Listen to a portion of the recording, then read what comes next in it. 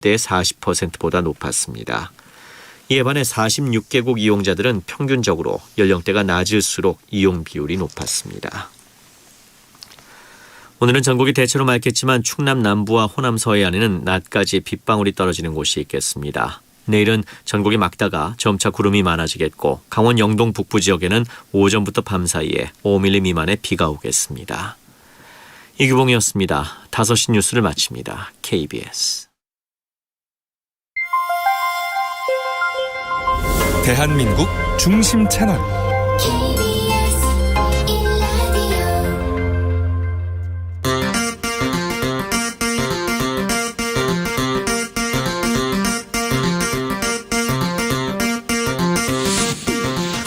주진우 라이브.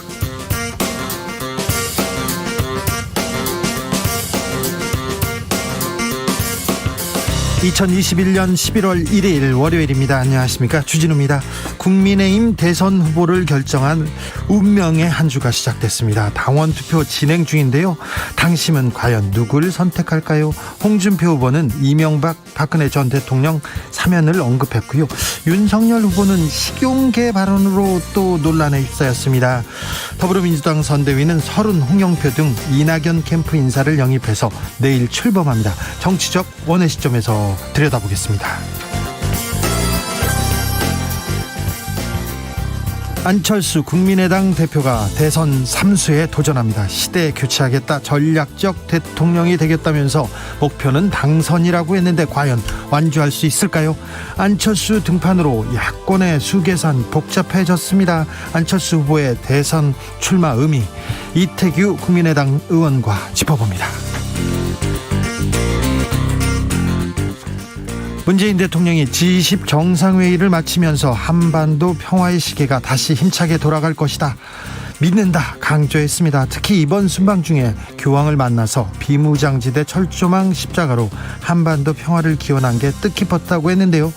철조망 십자가를 기획한 박용만 전 두산그룹 회장과 직접 이야기 나눠봅니다. 나비처럼 날아 벌처럼 쏜다. 여기는 주진우 라이브입니다.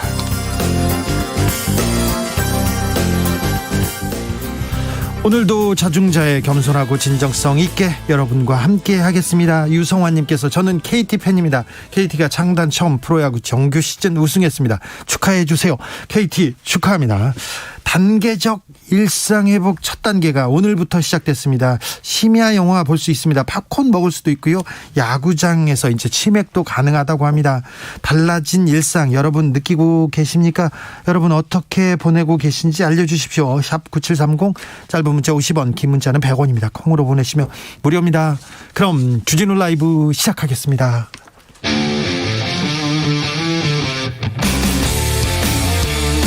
탐사보도 외길 인생 20년. 주 기자가 제일 싫어하는 것은?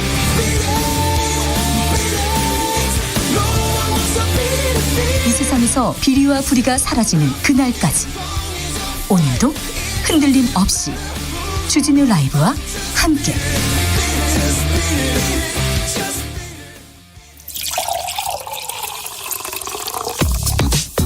진짜 중요한 뉴스만 쭉 뽑아냈습니다. 주 라이브가 뽑은 오늘의 뉴스 주스. 정상근 기자 어서 오세요. 안녕하십니까. 단계적 일상회복으로 가는 길 오늘부터 시작됐습니다. 네, 오늘부터 단계적 일상회복이 시작됩니다. 오늘부터 1단계가 적용되는데요. 이제부터는 유흥시설을 제외한 모든 다중이용시설의 영업시간 제한이 해제돼서 24시간 영업이 가능해집니다. 이 사적 모임은 접종 여부와 관계없이 수도권 10명, 비수도권 12명까지 허용됩니다. 다만 이 식당과 카페 같은 경우에는 미접종자 4명까지만 들어갈 수가 있습니다. 오늘부터 백신 패스도 도입되죠? 네, 방역 패스 도입됩니다. 유흥시설, 노래연습장, 실내체육시설, 이 목욕장 업 등 이 고위험시설, 그리고 100명 이상이 모이는 행사, 요양병원 시설 면회 등에 적용됩니다. 접종 완료자와 진단검사에서 음성 판정을 받은 사람만 출입이 허용되는데 단 유흥시설은 백신 접종 완료자만 출입을 할 수가 있습니다. 이 방역 패스는 일주일간의 계도 기간을 거쳐서 실제로는 다음 주부터 적용이 됩니다. 그런데 코로나 확진자가 줄지 않고 있습니다. 걱정입니다. 네, 오늘 신규 확진자 수가 1686명으로 지난주 월요일에 비하면 500명 가까이 늘었습니다. 게다가 지난 주말에 할로윈데이가 있었는데 이 방역 수칙을 어긴 분들이 상당히 많았다라고 합니다. 사람들이 많이 쏟아져 나왔더라고요. 네, 마스크를 안 쓰고 다니시는 분도 있었고 지난 금요일부터 주말까지 3일간 총 1289명이 감염병 예방법 등으로 적발됐다고 합니다. 네. 정부는 하루 확진자 수가 현재의 2-3배 정도 증가할 수도 있다 이렇게 내다보고 있는데요.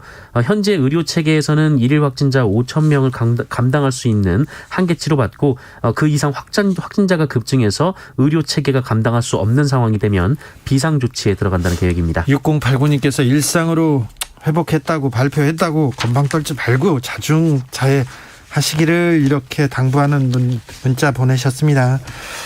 교황청에서 북한 백신 지원 역할을 하겠다 이렇게 밝혔다고요?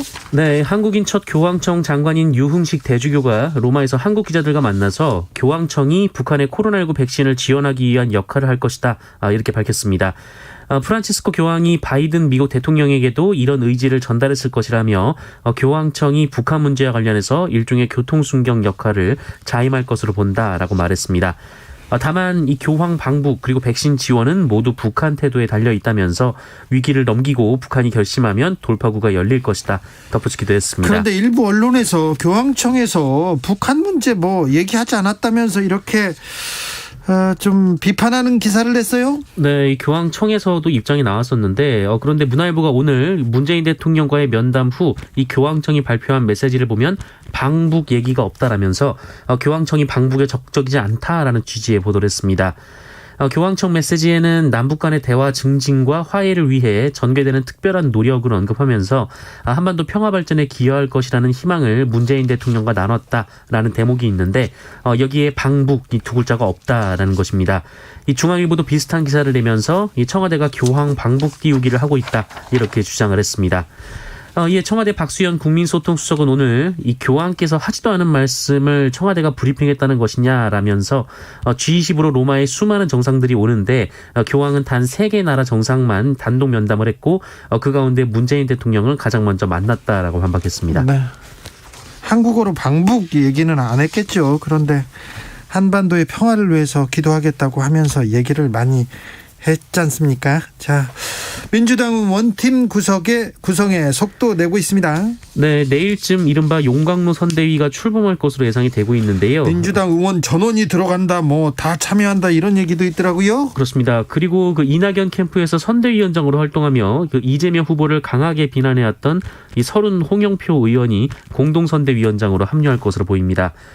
그리고 이 이낙연 캠프의 총괄본부장을 지낸 박광원 의원도 공동 총괄본부장이 될 것으로 예상이 되고 있습니다. 네, 이재명 후보는 재난지원금 얘기 계속 주장하고 있습니다. 네, 이 재난지원금 얘기를 하면서 이 지금까지 50만 원 정도 지급이 됐으니 최소 30만 원에서 50만 원까지 추가로 지원하자라는 이 구체적인 액수를 밝히기도 했습니다.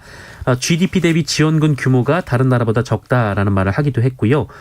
그리고 어제는 2030 여성 10여 명과 이 신종 스포츠인 넷볼이라는 것을 함께하면서 접촉면 확대를 시도했고 여성 청년들을 대상으로 정책적 배려를 많이 할 것이다라고 말하기도 했습니다. 그런데요, 이재명 후보가 로봇을 학대했다는 얘기가 나왔는데 무슨 말입니까? 네, 지난달 28일 경기도 고양 킹텍스에서 로봇 관련 행사가 있었는데요. 여기에 이 4족 보행 로봇 시연이 있었습니다. 네. 시연장에서 이 로봇의 몸통을 밀며 이재명 후보가 넘어지는지 확인한 후 양손으로 이 로봇의 아랫부분을 잡아 한번 뒤집어 봤는데요. 이를 두고 일각에서는 로봇을 학대했다라는 주장이 나왔습니다. 이재명 후보는 SNS에 글을 올려서 임무 수행 중 외부 충격을 견디고 넘어진 후 자세를 복원하는 능력이 매우 중요한 능력이다라면서 이 로봇이 넘어져도 자세 복귀 능력이 있다고 해서 이 전도 테스트를 했고 로봇이 훌륭하게 원자세 복귀를 했다라고 반박했습니다. 로봇이 넘어져도 다시 일어나는 로봇이군요. 근데 넘어졌다 잘 일어났습니까? 네, 잘 일어났습니다. 네. 국민의힘 대선 경선 투표가 시작됐습니다. 네, 오늘부터 투표가 시작이 됐습니다. 많은 당원들이 참여하고 있는 것으로 전해졌는데 이미 투표율이 40%까지 올라갔다라고 합니다. 2차 예비 경선 당시 최종 당원 투표율이 49.94%였는데 네. 이미 40%가 가까워졌다라는 얘기인 거죠. 네, 투표율이 이번에- 높습니다. 네, 이번에는 60% 선을 넘길 수도 있다라고 국민의힘에선 기대하고 있습니다. 이렇게 높은 투표율은 누구한테 유리할까요? 잠시 후에 2부에서 저희가 자세히 설명해 드리겠습니다. 그런데요, 국민의힘에선 또 개식용 문제가 논란이 되고 있어요. 잠깐 어떤 얘기가 있었는지 어제 토론회에서 나온 얘기라는데 들어보고 오겠습니다. 이 개식용 문제에 대해서 굉장히 민감하시단 말입니다. 아니, 뭐 저도 근데 반대하죠. 그거를 개인의 선택에 그냥 맡기고 그래서 되겠습니까? 이게 바로 반려동물의 학대나 이런 문제하고 직결되는 문제거든요. 아니 반려동물을 학대하는 게 아니고 예. 식용 그 개라고 하는 예. 거는 따로 키우지 않습니까? 따로 키우는 식용개는 같은 개 아닙니까? 하여튼 반려동물에 대해서는 그거는 사실은 우리 가족에 준해 갖고 우리가 대우를 해야 되고. 개식용 논란이라 반려동물 개하고 식용개는 따로 키운다. 이 문제도 저희가 잠시 후에 자세히 좀 따져보겠습니다. 아무튼 선거가 막바지다 보니까 치열합니다. 네, 그렇습니다. 말이 점점 격해지고 있는데요. 이 홍준표 국민의힘 후보가 윤석열 후보를 향해서 의혹의 시한폭탄을 주렁주렁 달고 있는 후보라고 말했고, 반면 윤석열 후보는 홍준표 후보를 향해서 막말하는 독고다이라며 민주당 지지자들이 고른 일회용 후보라고 비판했습니다. 유승민 원희룡 후보는 양측을 모두 겨냥해서 비판을 쏟아내고 있는데요. 유승민 후보는 두 후보를 겨냥해서 이 부인과 장모의 온갖 비리 의혹, 막말, 망언에다 기본적인 상식도 없고 정책도 토론도 준비가 안 된 후보라고 했고요. 원희룡 후보는 국민들은 불안한 후보가 아니라 확실하게 이길 수 있는 후보를 찾고 있다라고 말했습니다. 네. 당원 투표 강압 논란도 지금 논란이 되고 있는데요. 한 인터넷 커뮤니티의 윤석열 후보 측이 이 투표를 당협위원장들에게 협박하고 있다 이런 주장이 제기됐고 홍준표 후보 측이 반발했는데 윤석열 후보 측은 터무니없는 얘기라며 맞받았습니다. 윤석열 후보는 광주 방문 경선 이후로 미루기로 했다고요? 네, 전두환 발언으로 논란을 빚고 광주를 찾아가 얘기를 하겠다라고 밝힌 윤석열 국민의힘 후보가 광주 방문을 경선 뒤로 미룰 것으로 보입니다. 언론 보도에 따르면 윤석열 후보의 광주 방문과 관련해서 캠프 내에서 격론이 벌어졌다라고 하고요. 네. 경선 기간에 급하게 가면 진정성이 없다는 것, 그리고 일단 당심 구애에 집중하는 편이 전략적으로 유리하다는 판단을 한 것으로 언론은 풀이를 했습니다. 8825님께서 10만 넘게 뛴 내 자동차도 학대네 얘기하시고요. 3045님 로봇은 학대하면 안 되고 식용개는 학대도 되나 봐요. 이렇게 의견 주셨습니다. 6540님께서 고기 먹으면서 개고기만 반대하는 것도 위선이죠. 이런 의견도 주셨습니다. 안철수 국민의당 대표 대선 출마를 선언했습니다. 네, 국민의당 안철수 대표가 오늘 이 첨단 과학과 첨단 기술의 힘으로 국가 성장 동력과 미래 먹거리 문제를 해결하는 대통령이 되겠다라며 대권 도전을 공식 선언했습니다. 이번이 세 번째 대권 도전입니다. 네. 안철수 대표는 증오와 거짓에 머무르는 과거 정치와 결별하고 대전한 대혁신의 시대를 열겠다라고 했고요.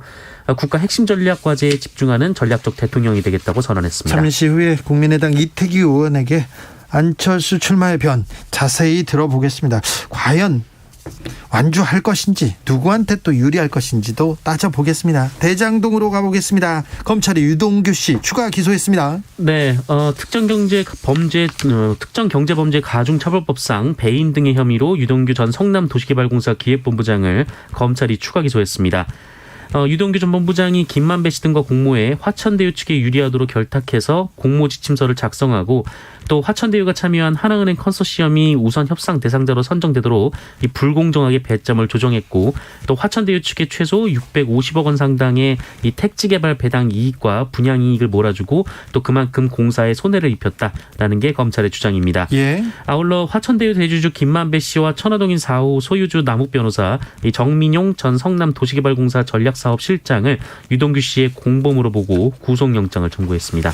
그런데 곽상도 의원이 50억 원 퇴직금 이거 내가 갖겠다, 쓸 수 있게 해달라 이러면서 추징 보전에 대해서 항고했습니다. 네, 이 추징 보전은 범죄로 얻은 것으로 의심되는 수익을 피고인들의 유죄가 확정되기 전까지 동결시키는 절차인데요. 네. 앞서 법원이 곽상도 의원의 50억 원을 이 뇌물 성격으로 볼 수 있다며 검찰의 추징 보전 청구를 받아들인 바 있습니다. 그렇죠. 뇌물이니까 이 돈 쓰면 안 돼. 그렇게 딱 이렇게 얼려놨어요. 하지만 이 곽상도 의원이 이 관련해서 항고를 했습니다. 예. 자, 알겠습니다. KT가 큰 대란이 났었죠. 보상안을 내놨네요. 네, 보상안을 내놨습니다. 이 보상 대상 서비스는 무선, 인터넷, IP형 전화, 기업 상품 등인데요. 무선 서비스에는 태블릿 PC와 스마트워치 등 추가 단말 서비스도 포함되고요. 네. 이 KT망을 이용하는 알뜰폰과 재판매 인터넷 고객도 보상 대상에 포함됐습니다. 알겠습니다. 의붓딸을 오랜 기간 성폭행한 남성이 있습니다. 중형이 선고됐습니다. 네, 지난 12년 동안이었습니다. 무려 300여 차례나 의붓딸을 성폭행한 50대가 징역 25년을 선고받았습니다. 징역 25년이요? 네, 전주지법은 어제 성폭력 범죄 처벌 등에 관한 특례법 위반 혐의로 기소된 54살 남성에게 이 같은 판결을 내렸습니다. 징역 25년 판결 났습니다. 네. 사람 같지 않은 일을 네. 말을 옮기기도 어렵습니다. 중형 선고됐습니다. 25년이요? 네. 성동구에서 돌봄 노동을 경력으로 인정하는 그런 조례를 통과시켰습니다. 네, 매우 주목되는 조례인데요. 예. 이 육아를 하거나 부모님을 돌보기 위해 어쩔 수 없이 일을 그만둬야 했던 분들이 있고 많죠. 네, 코로나19 시대에 특히 많았습니다. 예. 이런 분들이 경력 단절로 이어져서 다시 취업할 때 어려움이 많았는데 서울 성동구가 이 돌봄 노동을 경력으로 인정해주는 조례를 통과시켰습니다. 13세 미만 어린이, 65세 이상 고령층, 환자 등을 대상으로 돌봄 노동을 한 경우 성별 구분 없이 이를 경력으로 인정해주는 내용인데요. 우리나라에선 처음 있는 일입니다.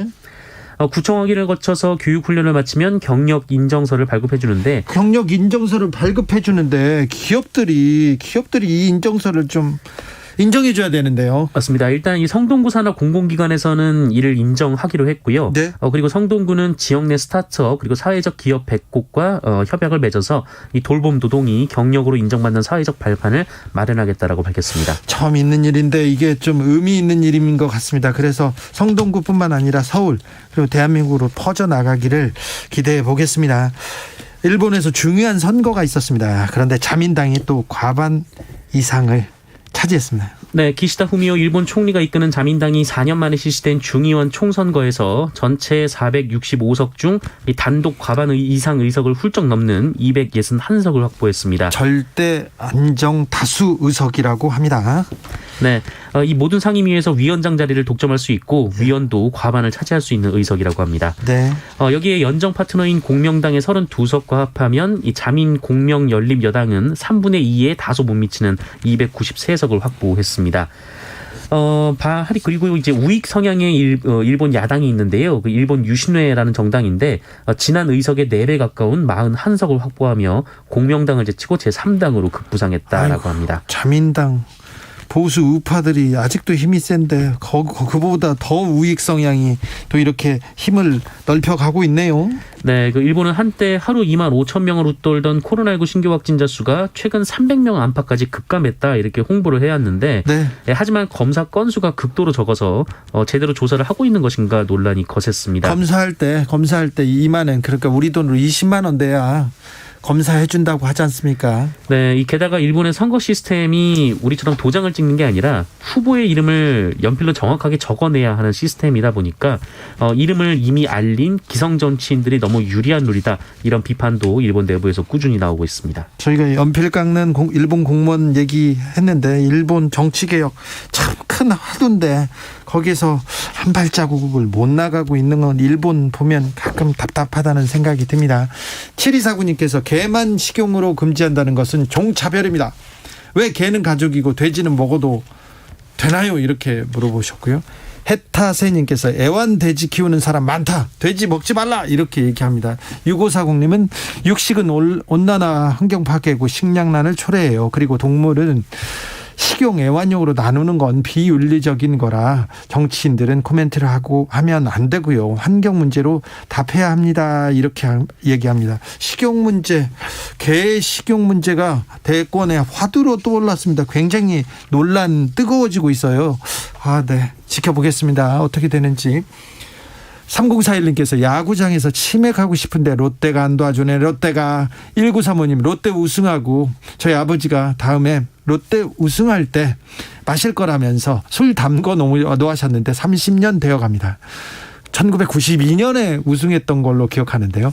아버지가 마시려던 술 손자가 마시게 생겼습니다. 위로 좀 해주세요. KT 우승 소식 듣고 보냅니다. 그냥 그렇다고요. 네, 롯데팬, 롯데가 꼴찌했나요? 한화가 꼴찌했나요? 기아가 꼴찌했나요? 롯데는 그래도 꼴찌는 안 했던 것 같은데 롯데팬 내년에는 좀 힘을 낼 거라고 생각합니다. 힘내세요. 3045님께서 퇴근길인데요. 낙엽이 너무 예뻐요. 정치하시는 분들도 예쁜 단풍 보면서 한숨 돌리시길. 네, 예쁜 단풍 보면서 예쁜 하늘 보면서 한숨 돌리시길 빕니다. 주스 정상근 기자와 함께했습니다. 감사합니다. 고맙습니다. 교통정보센터 다녀오겠습니다. 김한나 씨. 네, 현재 고속도로는 수도권 상습 정체 구간을 중심으로 밀리고 있고요. 그 외에는 작업과 같은 돌발 구간에서 정체되고 있습니다. 먼저 제2경인고속도로 성남 방면으로 광명터널 부근 3차로에서 작업을 하고 있는데요. 이 때문에 안윤 분기점에서 광명 나들목까지 5km 여파받고 있고요. 이 전후로는 수월하게 지나겠습니다. 당진 대전선 대전 쪽으로는 서세종 부근에서 작업을 하고 있습니다. 서세종 나들목 부근에서 4km 정체되고 있고요. 영동고속도로 강릉 쪽으로는 안산 분기점 3, 4차로에서 승용차 관련 사고를 처리하고 있습니다. 안산 나들목에서 분기점까지 여파받고 있고요. 반대 인천 쪽으로는 양지 부근과 신갈 분기점 부근 그리고 동수원에서 광교터널 부근까지 짧게 서행하고 더 가서 북수원에서 동군포 나들목까지도 더디게 지나고 있습니다. 호남선은 천안 쪽으로 작업을 하고 있는데요. 광산에서 광주 요금소 부근과 김제 부근에서 노면 보수 작업을 하고 있어서 2km 정체되고 있고요. 상주 영천 고속도로 상주 쪽으로는 신영나들목 부근에서 사고가 났습니다. 2차로가 막혀 있어서 차선 변경 잘 하셔야겠습니다. KBS 교통정보센터였습니다. 주진우 라이브.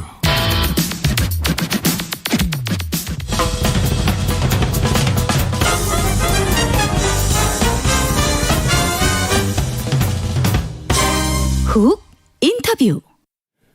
국민들은 놈 대선이라고 합니다. 나쁜 놈, 이상한 놈, 추한 놈만 있다며 걱정이 태산입니다. 저는 당선된 후 임기 중반에 여야가 합의하는 조사 방법으로 국민의 신뢰를 50% 이상 받지 못하거나 또는 22대 총선에서 제가 소속된 정당이 제1당이 못 되면 깨끗하게 물러나가겠습니다. 아울러 안철수 국민의당 대표가 대선 출마를 선언했습니다. 3세판 도전, 이번 목표는 당선이라고 강하게 외쳤습니다. 놈이라고 했는데 누굴까요? 그리고 안철수의 힘, 안철수의 카드는 뭔지 비전 한번 들여다보겠습니다. 이태규 국민의당 의원, 안녕하세요. 네, 안녕하십니까? 네, 잘 계시죠? 네. 안철수 국민의당 대표가 오늘 대선 출마를 선언했습니다. 대선 출마한 배경 무엇인지 묻고 싶습니다. 대중적 지지를 받는 정치인이 이제 국가 경영에 대한 어떤 목표를 갖고 네. 도전하는 건 전 자연스러운 일이라고 보고요. 그렇죠. 예, 문제는 이제 그런 도전하는 정치인이 이 비전이나 전략, 네. 또 우리 현안에 대한 문제 해결 능력을 갖고 있느냐, 네. 이런 문제잖아요. 예. 그런데 이제 아시다시피 현재 양당의 유력 주자들은 사실 능력도 보여주기 전에 큰 도덕성 시비에 지금 갇혀 있기 때문에. 네. 예, 그래서 많은 국민들께서 정말 우리 정치가 이것밖에 안 되느냐, 예. 이런 이제 걱정들을 많이 하시기 때문에. 네. 적어도 이제 상식을 가진 분들이라면 저는 대한민국을 정말 미래를 좀 이렇게 좀 이끌고 갈 사람을 좀 고민할 거라고 보고요. 네. 예, 특히 뭐 제1야당 같은 경우는 이제 정권 교체 여론이 굉장히 높은데도 불구하고 예. 저기 가지고 되겠느냐 이런 이제 의구심들이 점점 더 커져가고 있거든요. 네, 그런 상황이죠. 예, 예. 이런 상황에서 저는 이제 그 새로운 어떤 정말 이제 여야 기득권 정당끼리의 어떤 그 자기들끼리만의 교체가 아니라 네. 정말 새로운 세력으로 한번 좀 바꿔봐야 되는 거 아니냐. 예. 이런 이제 고민들을 하고 계시는 시점에서 안철수 대표가 네. 저는 이제 거기에 대한 평가를 받겠다고 좀 나온 거라고 보고요. 네. 그래서 저는 지금 우리 정치가 정말 과거에 묻혀 걸려서 답보 상태에 있는 상태에서 단순히 이게 당원이나 지지자의 요구 이전에 한국 정치를 바꾸고 미래로 가기 위해서는 안철수 대표의 대선 출마는 본인에게 주어진 시대적인 책무 중에 하나다.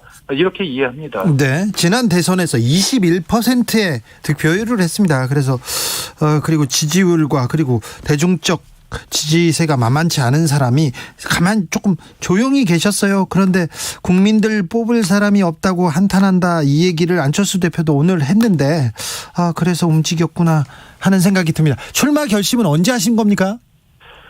뭐 제가 듣기로는 그 전부터 이제 계속 아마 이런 그 출마 요구와 예. 그 내부적인 논의들 의견 수렴을 쭉 거쳐 오신 것 같고요. 네. 그래서 오늘 이제 선언을 해야 되겠다고 결심하신 거는 아마 저기 최근인 걸로. 네. 그래서 아마 그 결심을 하시고 이제 본인이 선언문을 쓰기 시작했던 걸로 제가 그렇게 알고 있습니다. 최근에는 좀 조용히 계셨어요. 계시면서 좀 국민의힘 그 후보들을 좀 보고 뭐 좀 응원하고 있는 입장이다, 이렇게 보는 관측이 좀 있었습니다. 그런데 저는 그건 전혀 아니라고 그렇지 보고요. 않습니까? 예. 뭐 합당을 하거나 국민의힘과 같이 가겠다 보조를 마친 건 아닙니까? 그거하고 전혀 상관없고 네. 정말 양당의 경선을 지켜보면서 네. 우리 정치가 지금 이것밖에 안 되는가? 네네. 지금 뭐 나라가 정말 내후외환 아니겠습니까? 예. 이런 시점에서 정말 우리 정당이나 정치 세력이 보여주는 어떤 비전이나 어떤 국가의 전략 목표나 뭐 전혀 이런 제시가 없이 그냥 정말 과거에 갇혀 있는 모습을 보고 네. 본인이 아마 그 결심하는 그 과정이었을 거라고 저는 이해를 합니다. 알겠습니다. 합당, 국민의당과 국민의힘이 합당한다고 했는데 말이 계속 나오다가 안 됐습니다. 어떻게 좀 마음이 많이 상하셨나 봐요? 누가 마음이 상했다는? 아니요, 합당은 어떻게 돼가고 있습니까? 아니 합당은 뭐 지난번에 이제 무산된 거 아니겠습니까? 이제 아예 국민의당하고 국민의힘은 합당은 네. 무산됐습니까? 완전히 무산된 거죠. 완전히 무산됐습니까? 그렇습니다. 단일화의 길은 열려 있습니까? 저는 제가 아는 안철수 대표는 단일화에 전혀 관심이 없습니다 지금. 이번에 그리고 네. 예, 뭐 본인으로 단일화가 된다면 그거에 받으시겠죠. 아, 그래요? 받은데 오늘도 출마 선언문에서 나는 당선되려고 나왔고 네. 안철수의 이름으로 정권 교체하려고 나왔다. 그렇게 분명하게 국민들 앞에 말씀을 하셨거든요. 네. 그래서 단일화가 하는 부분이 이제 정권 교체에서 야권이 힘을 합쳐야 된다. 뭐 이제 이런 논리기도 한데 일단은 저는 이제 안철수 대표한테 아마 단일화하자고 국민의힘이나 아마 다른 사람들이 많이 달려들 것 같은데 네. 그건 이제 본인들의 부족한 부분은 안철수 대표를 이용해서 좀 채워서 자기들의 기득권을 유지해 보겠다고 하는 이제 그런 생각이 기본적으로 깔려 있는 거잖아요. 네. 저는 개인적으로 안철수 대표 거기에 응할 필요는 없다고 생각합니다. 단일화에 응할 필요가 없다고 생각합니까? 완주합니까? 그러면? 예, 안철수 대표는 오늘 본인이 생각한 국가 비전 그리고 시대에 대한 상황 인식을 가지고 저는 끝까지 가는 것이 좋다. 네. 저는 그렇게 생각합니다. 완주한다. 네. 자, 놈 대선이라고 얘기했는데 나쁜 놈, 이상한 놈, 추한 놈 누굽니까?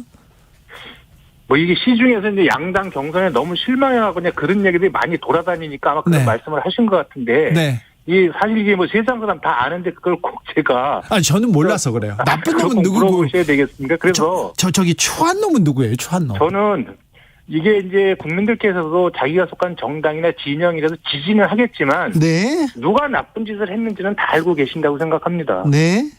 네. 네. 그래서 제가 더 이상 말씀드리기 좀 그렇고요. 그래도 나쁜 놈, 이상한 놈, 추한 놈에 누구 정해놓고 그건 아닙니까? 이거는 시중에 일반적으로 안철수 대표뿐만 아니라 시중에 많이 돌아다니는 이야기입니다. 네네, 알겠습니다. 네.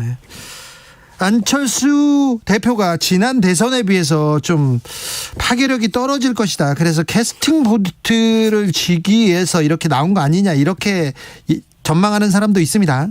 뭐 현재 지지율로 보면 이제 그런 전망들을 많이 하고 네. 또 지난 대선에 비해서 이제 상황과 구도도 많이 달라졌죠. 네. 다만 저는 안철수 대표가 국가가 어디로 대한민국 어디로 가야 되는가에 대해서는 그때보다 훨씬 더 잘 정리돼 있다고 보거든요. 네. 그래서 본인의 비전과 전략 목표 그리고 구상을 저는 차분하게 국민들한테 설명시켜 드릴 수 있는 그런 기회들을 많이 갖는다면, 네. 예, 저는 국민들께서 이제는 우리 편 찍어주자가 아니라, 네. 정말 시대에 맞는 조금 돼야 되는 사람을 찍어주자 이런 쪽에 저는 여론이 형성될 수 있다 네. 이렇게 믿고 있습니다. 그렇죠. 안철수 대표의 지지율은 계속 올라갈 가능성이 높죠. 현재보다는 저는 올라갈 개연성이 크다고 보고, 네. 만약에 이제 두 자릿수로 들어서게 되면, 네.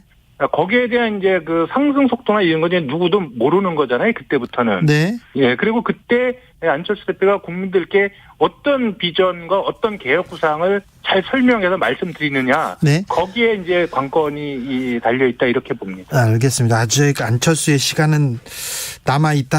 아직 오지 않았다. 이렇게 보고 계시네요. 자, 국민의힘 대선 후보 선출을 위한 당원 투표 오늘부터 시작됐는데 의원님, 네. 국민의당에서는 국민의힘 경선 결과 어떻게 전망하십니까? 지금 거기는 뭐 이제 역선택 논란도 있고 당신과 민심이 다르다는 논란도 있고 뭐 여러 가지가 있지 않습니까? 네. 근데 뭐 사실 그 여러 여론조사의 통계 지표를 보면 일정한 흐름은 이렇게 읽을 수 있습니다.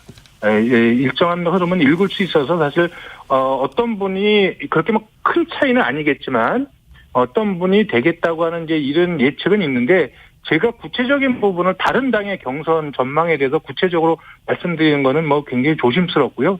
또 제가 말씀드릴 수 있는 사안은 아니라고 봅니다. 또 야당의 또 중요한 선거 전략가니까 그것까지는 좀 예상할 수 있지 않겠습니까? 아니 그래서 제가 만약에 구체적으로 말씀을 드리면 네. 다른 분들이 얼마나 또 불쾌하고 그러시겠어요. 그래서 그건 제가 말씀을 안 드리는 것이 저는 이제 타당에 대한 예의다 이렇게 생각합니다. 4997님께서 모자라고 이상하고 멍청한 놈 뽑느니 차라리 안철수 후보를 뽑겠습니다. 이렇게 응원 문자 보내주셨는데 왜 안철수여야 하는가? 이 질문에 어떻게 답하시겠습니까? 지금 상대적으로 그동안 국민들이 기회도 주고 권력도 준 정당들이 네. 보여준 게 너무나 없습니다, 지금. 네. 너무나 없기 때문에 이대로는 안 되겠다고 하는 부분이고요. 그리고 이제 뭐 딱 두 가지로 말씀을 좀 드릴 수 있다면 일단 부패에 물들지 않는 흠결 없는 도덕성과 깨끗함을 갖고 있습니다. 네. 그다음에 미래에 대한 이해와 통찰력을 가장 잘 갖고 있는 후보고 그래서 과학기술 중심과를 만들어서 미래의 먹거리를 만들 수 있는 저는 유일한 후보가 안철수 후보라고 저는 생각합니다. 윤석열 후보나 홍준표 후보로는 안 됩니까? 윤석열 후보는 윤석열 후보만의 장점이 있습니다. 예, 그리고 또 홍준표 후보의 장점이 있는데 지금 그 분들이 제1야당의 유력 후보임에도 불구하고 정권 교체를 바라는 민심을 따라가지 못하고 있거든요. 네. 그 부분에 대해서는 두 분도 제가 볼 때는 많은 생각을 좀 해보실 필요가 있는 거죠. 물론 그래도 두 분이 아마 안철수 대표하고 아마 힘을 합치려고 하는 노력을 하실 거예요. 만약에 후보가 되신다면. 그러나 저는 일단 안철수 대표는 당당하게 자기 길을 가는 것이 좋다. 이런 생각을 갖고 있는 거죠. 자, 이 공격 계속 받으실 텐데요. 서울시장 보궐선거 나오면서 대선 출마하지 않겠다 이렇게 했는데 또 철수하고 또 번복하셨는데. 일단 팩트 체크를 하면은요. 네. 그때는 서울시장에 당선되다 서울시장 하다가 중간에 그만두고 대통령으로 출마하는 거 아니냐 이게 질문이었습니다.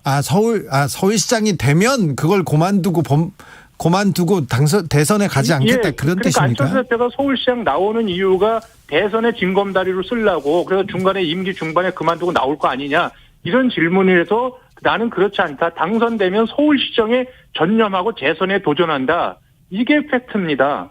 당선 얘기는 없었던 것 같은데요. 안철수 후보도. 아닙니다. 그거는 기사나 이런 걸 찾아보시면은요. 네. 그 서울시장 당선되면 대선 안 나간다. 네. 이게 구체적인 안철수 대표의 워딩입니다. 알겠습니다. 언론이 앞뒤를 또 자르고 또 보도했군요. 그런 오해의 소지가 있을 수는 있는데 네. 그래서 이거를 저희가 말씀드리면은 다 이의제기 안 하십니다. 알겠습니다. 장 서면 무조건 나온다. 이 부분에 대해서는 어떻게 생각하십니까? 어떤 부분이요? 장이 서면 안철수는 무조건 나온다. 우리가 많은 노력하고 많은 또 성과를 냈던 김대중 대통령도 4번의 도전을 하셨어요. 본인이 추구하는 정치의 이상을 실현하기 위해서. 저는 이 서두에도 말씀드렸지만 대중적 지지를 갖고 있는 그 정치인이 자기의 이상과 자기가 하고자 하는 정치를 실현하기 위해서 대통령 후에 출마하는 건 지극히 자연스러운 일입니다. 네. 이 부분이 뭐 2번 출마하면 괜찮고 3번 출마하면 뭐 문제 있고 그런 건 아니잖아요. 그렇죠. 그렇죠. 네, 네. 네.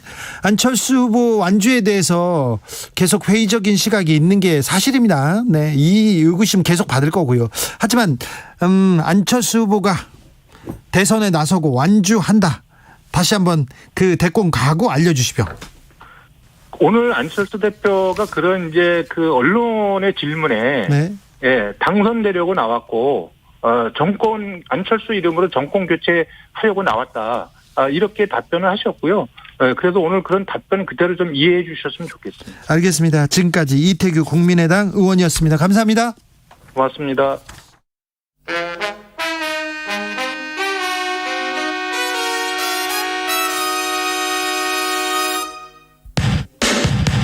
주진우 라이브 돌발 퀴즈. 오늘의 돌발 퀴즈는 객관식입니다. 문제를 잘 듣고 보기와 정답을 정확히 적어 보내주세요. 요즘 이것의 풍기 현상이 일어나고 있습니다.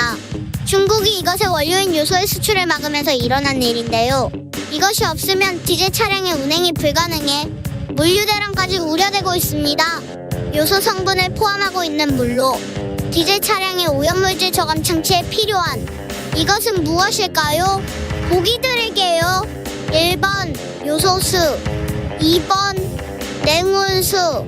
다시 한번 들려드릴게요. 1번 요소수, 2번 냉온수. 샵 9730 짧은 문자 50원, 긴 문자는 100원입니다. 지금부터 정답 보내주시는 분들 중 추첨을 통해 햄버거 쿠폰 드리겠습니다. 주진우 라이브 돌발 퀴즈 내일 또 만나요.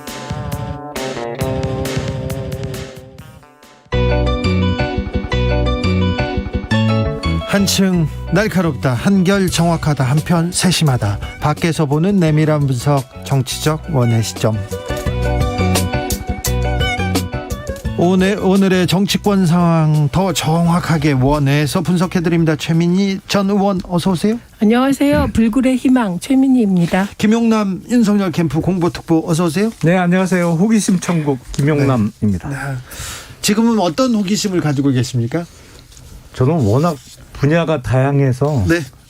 오늘 지금 국민의힘 경선 투표 시작됐습니다. 당원 투표가 시작됐는데 지금 43%를 넘어가지고 흥행의 새 역사를 쓰고 있습니다. 이거 바람의 홍준표한테 유리한 거 아닙니까?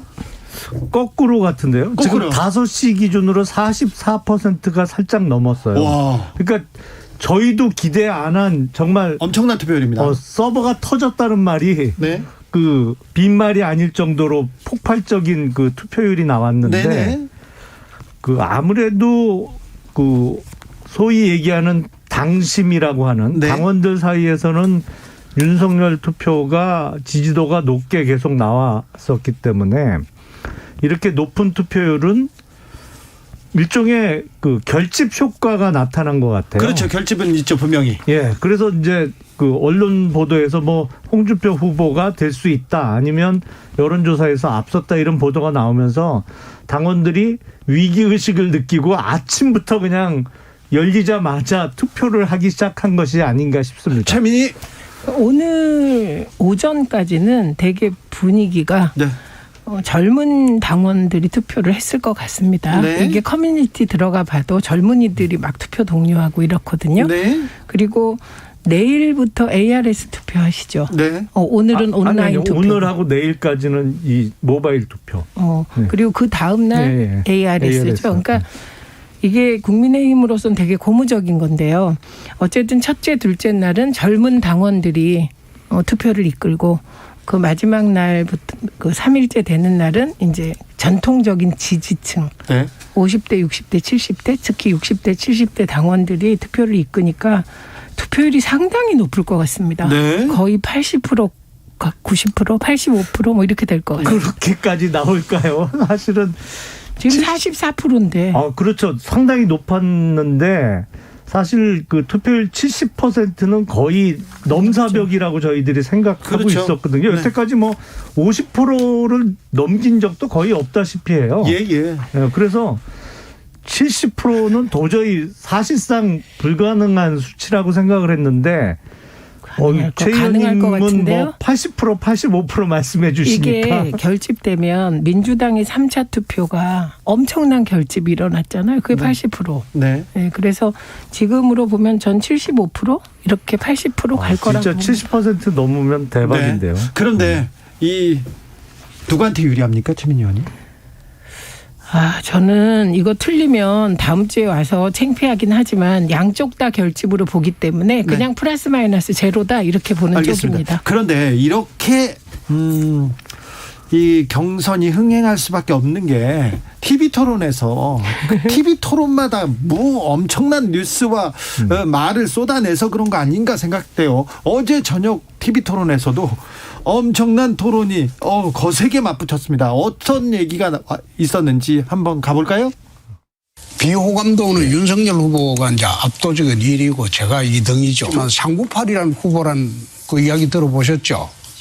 20대에는 3%, 30대에는 9%, 40대에는 8%. 그거 가지고 본선 치르기 어렵습니다.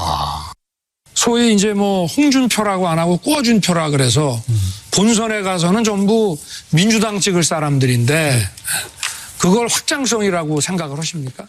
398의 꿔준표 또 일합을 겨뤘습니다. 어떻게 보셨어요? 우선 저는 다 봤습니다. 네. 지금까지 토론을 그냥 뭐 대충 그 보도 몇 개 보는 게 아니라 꼼꼼하게 다 봤다는 네. 점 말씀드립니다. 근데 사실 꿔준표도 네이밍을 잘 하셨고 네.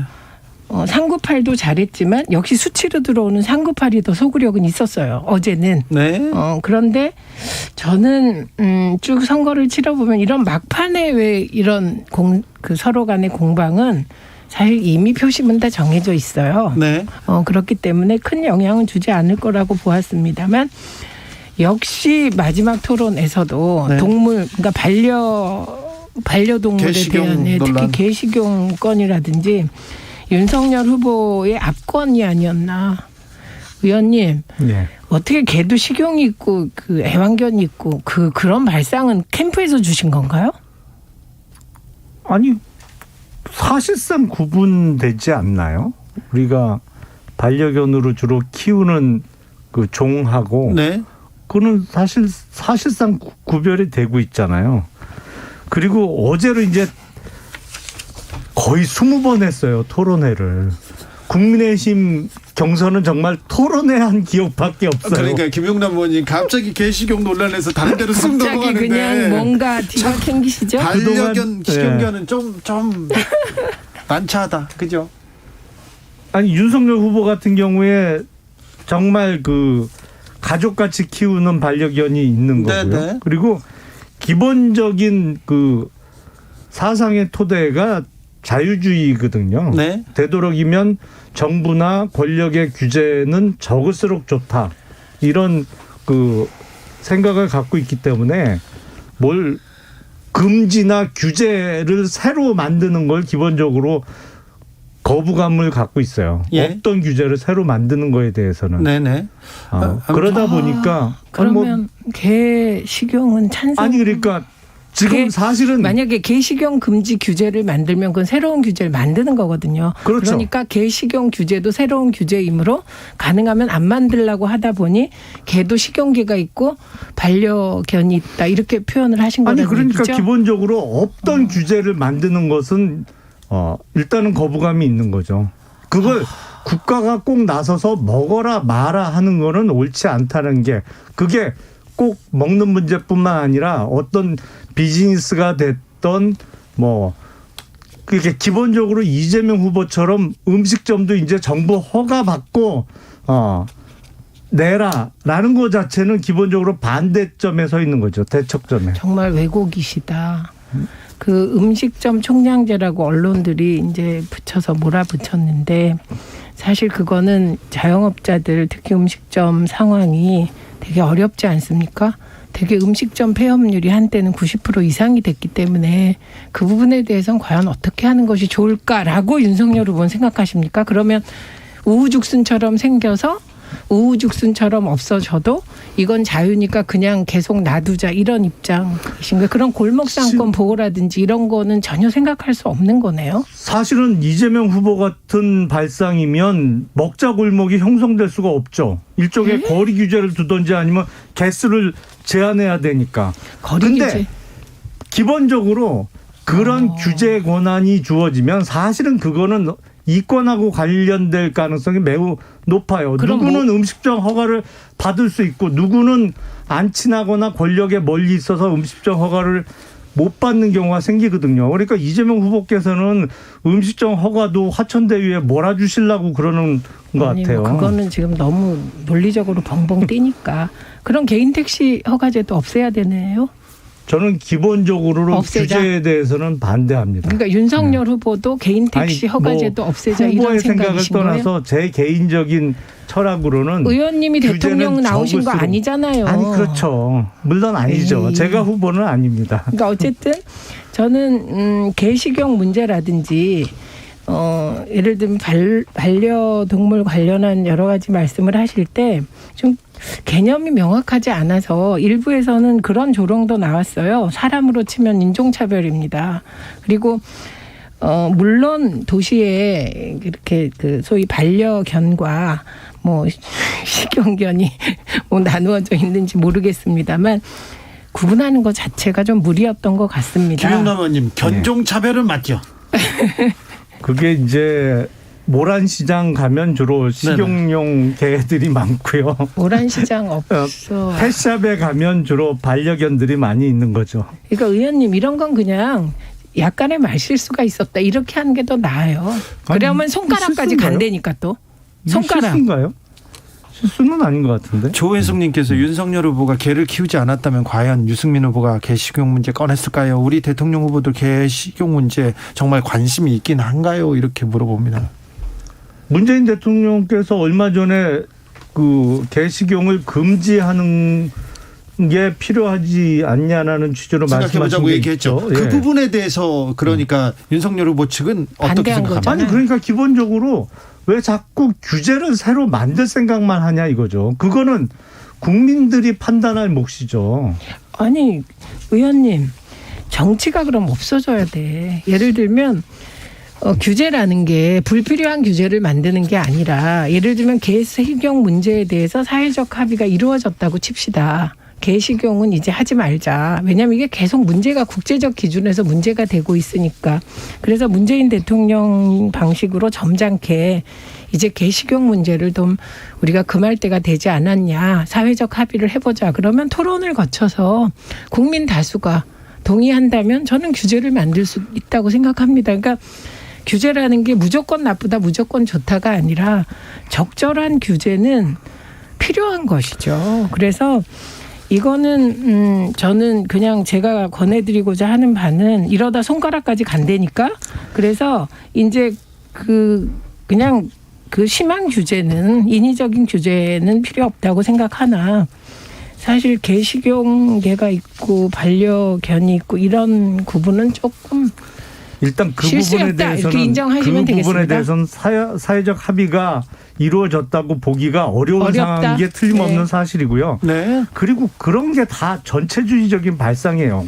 정부가 나서서 너는 이거 해도 돼. 저건 하지 마. 일일이 다 정해주고 이건 먹지 마. 이건 먹어도 돼. 이거 발상 자체가 문제예요. 제가 보기엔.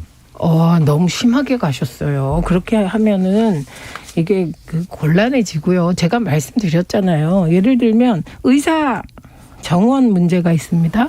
그래서 의사 수와 관련하여 의대를 늘리고 공공의대를 만드는 부분에 대해서 의사들이 반대가 높아요. 의사 정원 있거든요. 그럼 의대 정원은 규제하지 말고 만들고 싶은 대학은 다 만들게 해 주실 겁니까? 그거는 사실은 정치적인 목적으로 악용을 하려고 하기 때문에 더 반대가 심한 겁니다. 아니 그 정치적인 목적 외에 어쨌든 의사는 면허가 있잖아요. 대한민국에 면허 있는 데가 많거든요. 그러면 그 면허는 사실 규제거든요. 강력한 진입 규제. 그런 것도 차츰 다 그냥 자유화하실 건가요? 그건 전혀 다른 문제죠. 왜 다른 왜냐하면 문제예요? 그건 라이센스는 사실은 그거를 숫자를 무제한적으로 풀어버리면 그 품질이 유지가 안 되거든요. 사실은 의대 교육뿐만 아니라 의사로서 지녀야 될 어떤 도덕적인 책무나 이런 거를 요구할 만한 기반이 없어져요. 사실은 먹고 살기 힘들게 만들면 뭐 영어 속담에도 있습니다만 가난해지면 나쁜 그 근성이 나올 수도 있는 거거든요. 그러니까 그건 전혀 다른 문제죠. 자, 개시경에서 공공의대까지 갔습니다. 그러니까요. 여러 가지 얘기 나왔고 전체주의도 나왔고요. 다시 국민의힘으로 돌아가겠습니다. 아무튼 7249님께서 토사구팽과 견마지로 이 두 사자성어를 보면 똑같이 개가 나옵니다. 근데 의미가 달라요. 구팽의 개는 개를 삶다. 견마 개와 말. 자, 식용으로 키우는 개를 구로 많이 부릅니다. 이렇게 견과 개, 구로 이렇게 나눈다고 하는데 청취자분들 생각도 다양합니다. 윤 후보가 쏘아올린 개식용의 이 개식용이라는 공, 이 문제가 대선 화두로 기후위기와 함께 아주 새롭게 떠오르고 있습니다. 이거 논란이 될 것 같아요. 에이, 그렇게까지는 발전 안 하죠. 그런가요? 네. 오늘 내일 그냥 좀 떠들다 끝날까요? 아니 개식용 금지는 전체주의다 이렇게까지 갔는데 어떻게 논란이 안 됩니까? 그렇습니다. 문재인 대통령께서 먼저 시작하셨어요. 아니 사회적으로 논의해보자라는. 먹지 마라. 뭐 이건 자꾸 그런 식으로 개입하면 안 된다니까. 아니 먹지 마라 국민의 하신 거 삶의 아니에요. 권력이. 대한민국 그 한국말은 아다르고 어다른데 네. 문재인 대통령 말씀하시는 방식 자체가 그렇게 강압적이질 않으세요. 이제 개식용 문제는 좀 안 할 때가 되지 않았나요? 이런 식이지 뭐 그렇게 안 하시죠. 김영남 의원님 다시 개식용에서 국민의힘으로 가려고 했는데 다시 개식용으로 오는 걸 보면 이거 며칠 갈 것 같아요. 네. 그런데 뭐 건전한 토론으로 이어지겠네요. 이 정도는 근데 개식용 금지가 전체주의다 이 부분에 대해서도 토론이 많이 필요할 것 같습니다. 참 어제 토론회 얘기하고 국민의힘 경선 얘기를 조금 더 해야 되는데 개식용에 빠져가지고 네. 이게 판이 자꾸 개판이 되면 안 되는 거예요. 그러니까요. 그러면 안 되니까요. 저희는 잠시 숨 돌리고 6시에 2부 이어가겠습니다. 정치적 원의 시점은 2부에서 그 고발 사주 얘기를 조금 할 거고요. 또 다른 얘기도 할 일이 많은데 또 개식용에 빠져가지고 개식용은 이제 2부에서는 안 하겠습니다. 잠시 후에 돌아오겠습니다.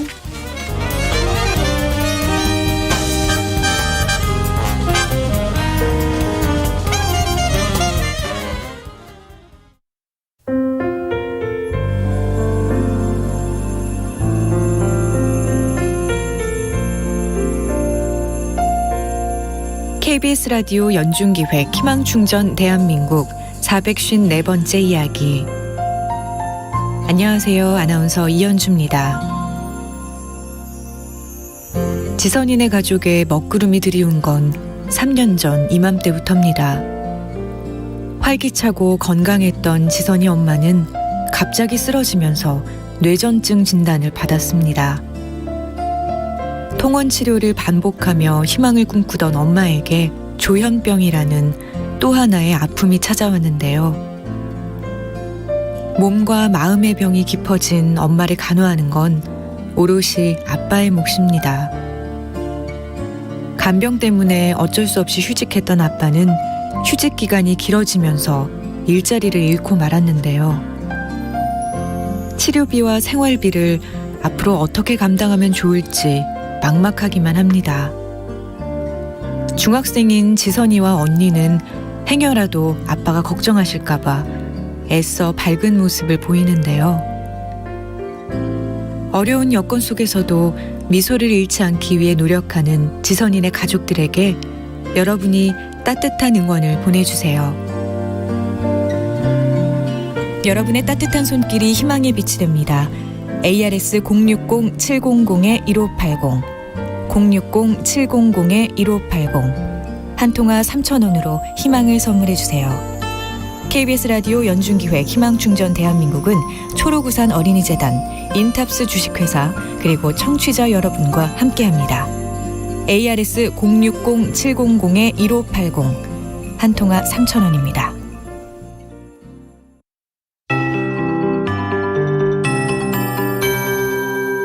KBS 58분 날씨.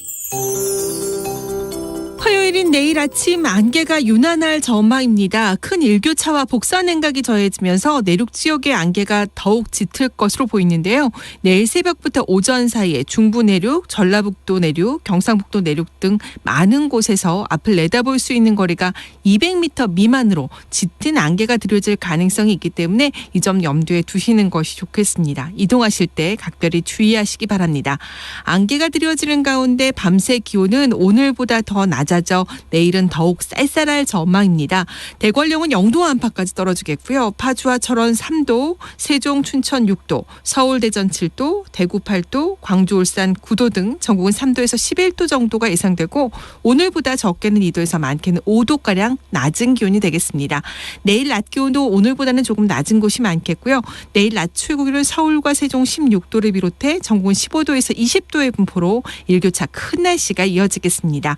화요일인 내일 전국적으로 맑은 날씨를 보이다가 낮부터 구름량이 늘 것으로 보이고 강원 영동 지방의 경우 날이 흐린 가운데 강원 영동 북부 지역은 비가 내리겠습니다. 강원 중부 동해안 지방은 오후에 빗방울 정도만 예상하고 있습니다. 지금 서울 기온은 14.1도, 습도 66%입니다. 윤지수입니다.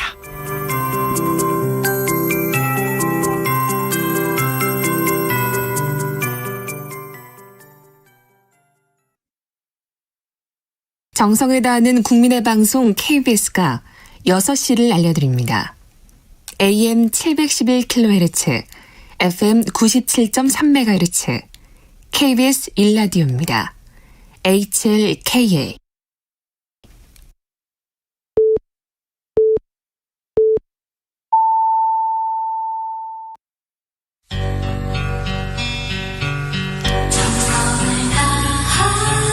정성을 다하는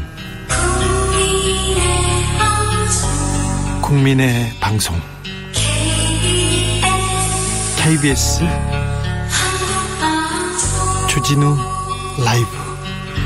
그냥 그렇다고요. 주진우 라이브 2부 시작했습니다. 이명수님께서 김용남 의원님 워딩이 고급져요. 개판이라니. 아우 이거는 네, 저희가 심심한 사과드립니다. 김용남 의원님 제가 잘못했습니다. 네, 그렇게 네 강아지 그런 판으로 가서는 안 된다는 얘기합니다. 제가 사과드리겠습니다. 9510님 개소리 좀 그만합시다. 개는 죄가 없어요. 죄송합니다. 개들한테도 제가 사과드리겠습니다. 지역에 따라 2부부터 함께 하시는 분들 계시죠? 어서 오십시오. 함께 해주십시오. 1부가 궁금하다 싶으면 유튜브에서 주진우 라이브 검색하시면 되고요. 라디오 정보센터 다녀오겠습니다. 조진주 씨. 국내 코로나19 백신 접종이 순조롭게 진행되면서 오늘 0시 기준 접종 완료율은 75.3%를 기록했습니다. 단계적 일상회복 첫날인 오늘 초등학교 6학년에서 중학교 3학년에 해당하는 11세에서 15세 대상 코로나19 백신 접종이 시작됐습니다. 오늘 0시까지 집계된 해당 청소년 접종 예약률은 27.2%이며 예약은 오는 12일 오후 6시까지 가능합니다. 정부가 코로나19 백신의 추가 접종 간격은 기본 접종 6개월 이후를 원칙으로 한다는 입장을 재확인했습니다. 교육부가 국회 국정감사에서 대두된 윤석열 전 검찰총장의 부인 김건희 씨의 논문 부정과 허위 이력 의혹과 관련해 국민대에 대한 특정감사에 나서기로 했습니다. 지난 8월 광화문 광장에서 해체된 세월호 기억공간이 서울시 의회 본관 앞에 다시 조성됩니다. 내일부터 서울시 의회 본관 외부에 세월호 기억공간을 다시 설치하는 공사가 시작될 예정입니다. 지금까지 라디오 정보센터 뉴스였습니다. 어제 토론회에서 홍준표 후보가 조금 중요한 얘기를 한 것 같습니다. 어떤 얘기일까요? 검찰 고발 사주 문건 의혹. 네. 윤석열 후보 책임 있다 47.1%. 윤석열에 대한 정치 공격이다 33.3%. 이거는 어떻게 생각하십니까? 그거는 어떻게 그런 희한한 통계만 또 뽑으셨네. 거기 보면은 정치 공작이라고 하는 것이 훨씬 퍼센티지가 높은 통계들이 많이 있고, 그리고 지금 통계만 가지고 이렇게 얘기를 하십니까? 윤 후보님. 네. 이거 아마 저도 이거 많이 조사는 봤어요. 처음 한 거로 제가 알고 아닙니다. 있습니다. 그건 뭐 여러 10월 군데에서 26일, 10월 27일에 KSOI에서 처음 한 거로 내가 알고 있습니다. KSOI가 모든 여론조사 기관에 다 그 받아보거든. 민주당하고 우리 홍 후보님한테 좀 잘 나오는 그러면 여론조사 잘 안 나오죠. 제가 제일 잘 그러니까 나오는 건 KBS 여론조사입니다. 팩트를 갖고 얘기를 하십시오.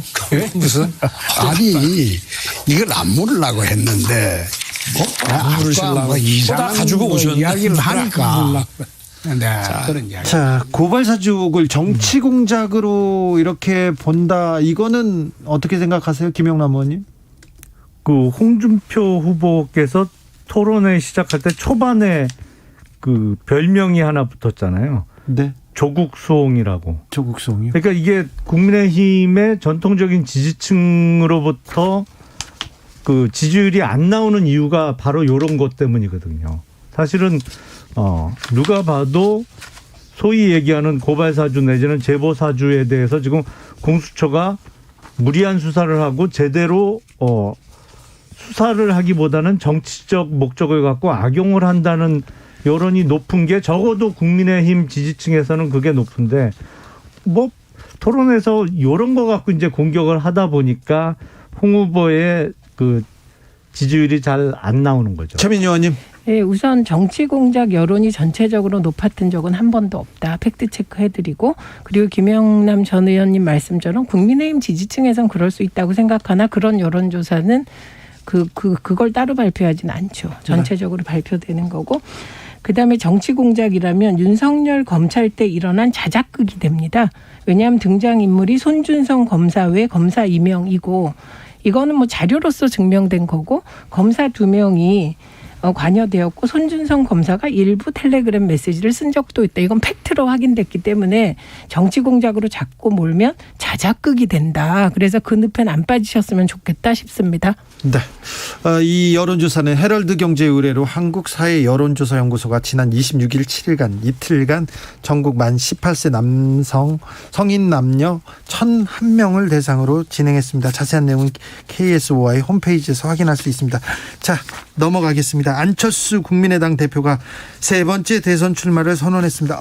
야권에서는 좀 복잡하겠는데요. 머리가 좀 아프세요? 머리가 아플 수밖에 없죠. 예. 사실은 지난 4월에 서울하고 부산 보궐선거 끝난 다음에 네. 국민의힘하고 국민의당 합당을 했었어야 되거든요. 그렇죠. 그래서 안철수 후보를 아예 이 당 안에 합당된 안에 이제 포함시켜서 지금 당내 경선을 같이 뛰고 있었어야 될 상황인데 그때 합당이 무산되면서 이제 독자 출마 선언은 일단 했잖아요. 오늘. 네. 근데 뭐 적절한 비유인지는 모르겠습니다만 뭐 해도 뭐라고 안철수 후보가 출마하면 적어도 5% 내외의 그 득표력은 무조건 있거든요. 뭐 그 이상 나올 수도 있고. 네, 지난 대선에서는 21%를 얻었습니다. 그렇죠. 그때는 21% 나왔죠. 근데 네. 그 이후에 정치적으로 약간 쇠락의 길을 겪고 있다고 하더라도 그렇죠. 지금 국민의힘과 민주당의 대선의 당락을 바꿀 수 있는 중요한 변수인 건 틀림없어요. 예. 그래서 제가 당대표라면 지금이라도 적극적으로 합당에 그 손을 내밀면서 안철수 후보께 서울 종로 출마하시라고 적극 권유하겠어요. 아, 그래요? 이게 해봐야죠. 이제 이번 주 금요일 날 대선 후보가 결정되면 사실은 당 운영의 중심이 당대표보다는 후보로. 대선 후보로 집중되게 돼 있거든요. 첫 번째 숙제가 안철수가 되겠네요. 그렇죠. 네.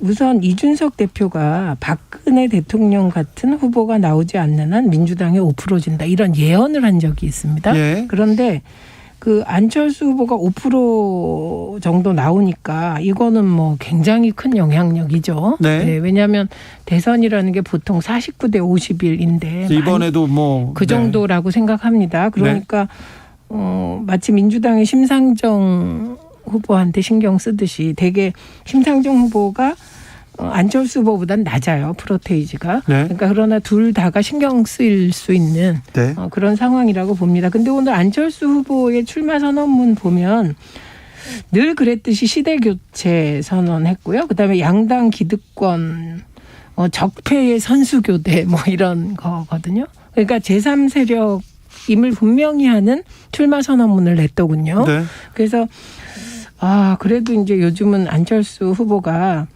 뭐 워낙 그 선수가 되셔서 뭐 아무리 제3지대를 공략하려고 했다가도 뭐 승산이 없으면 어딘가와 합당을 하려고 노력은 하겠죠.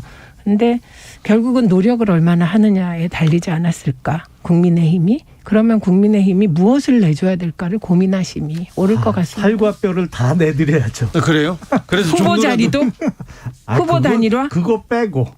그런데 어차피 후보 단일화 과정은 거쳐야 하지 않습니까? 그러게요. 그게 쉽게 될까요? 그리고 종로는 이준석 대표가 관심이 있는 것 같은데 근데 종로를 내줄 수 있을까요? 당대표가 대선 승리 이꼴 뭐 정권 교체입니다만 정권 교체를 위해서 본인을 희생하는 모습을 보여야 네. 앞으로 장기적으로 더 정치적인 전망이 밝아지는 거지. 네. 본인이 당대표인데 지금 대선 지휘는 안 하고 본인이 선수로 뛰겠다, 후보로 뛰겠다. 이것도 모양새가 좀 이상하잖아요. 제가 보기에는 오늘의 의원님 말씀으로 이준석 대표는 나가고 싶은 마음이 더 세졌을 것 같습니다. 그래요? 자, 근데 안철수 후보가 놈 대선이라고 하는데, 네. 나쁜 놈, 이상한 놈, 추한 놈 이렇게 하는데 국민의힘 후보들한테 얘기하는 건가요?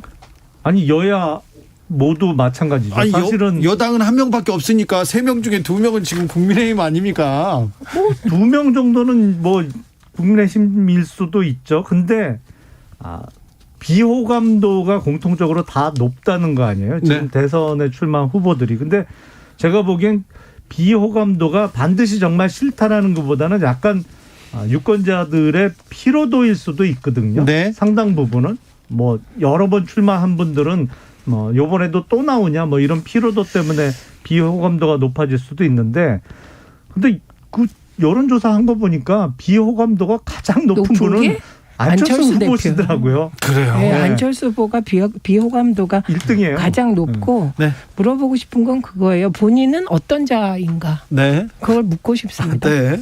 알겠습니다. 557님께서 종로는 김용남 의원이 답이다 이렇게 왔습니다. 문자가. 네. 수원에도 종로가 있습니다. 그렇습니까? 수원에서 종로가 지금 중요한데요.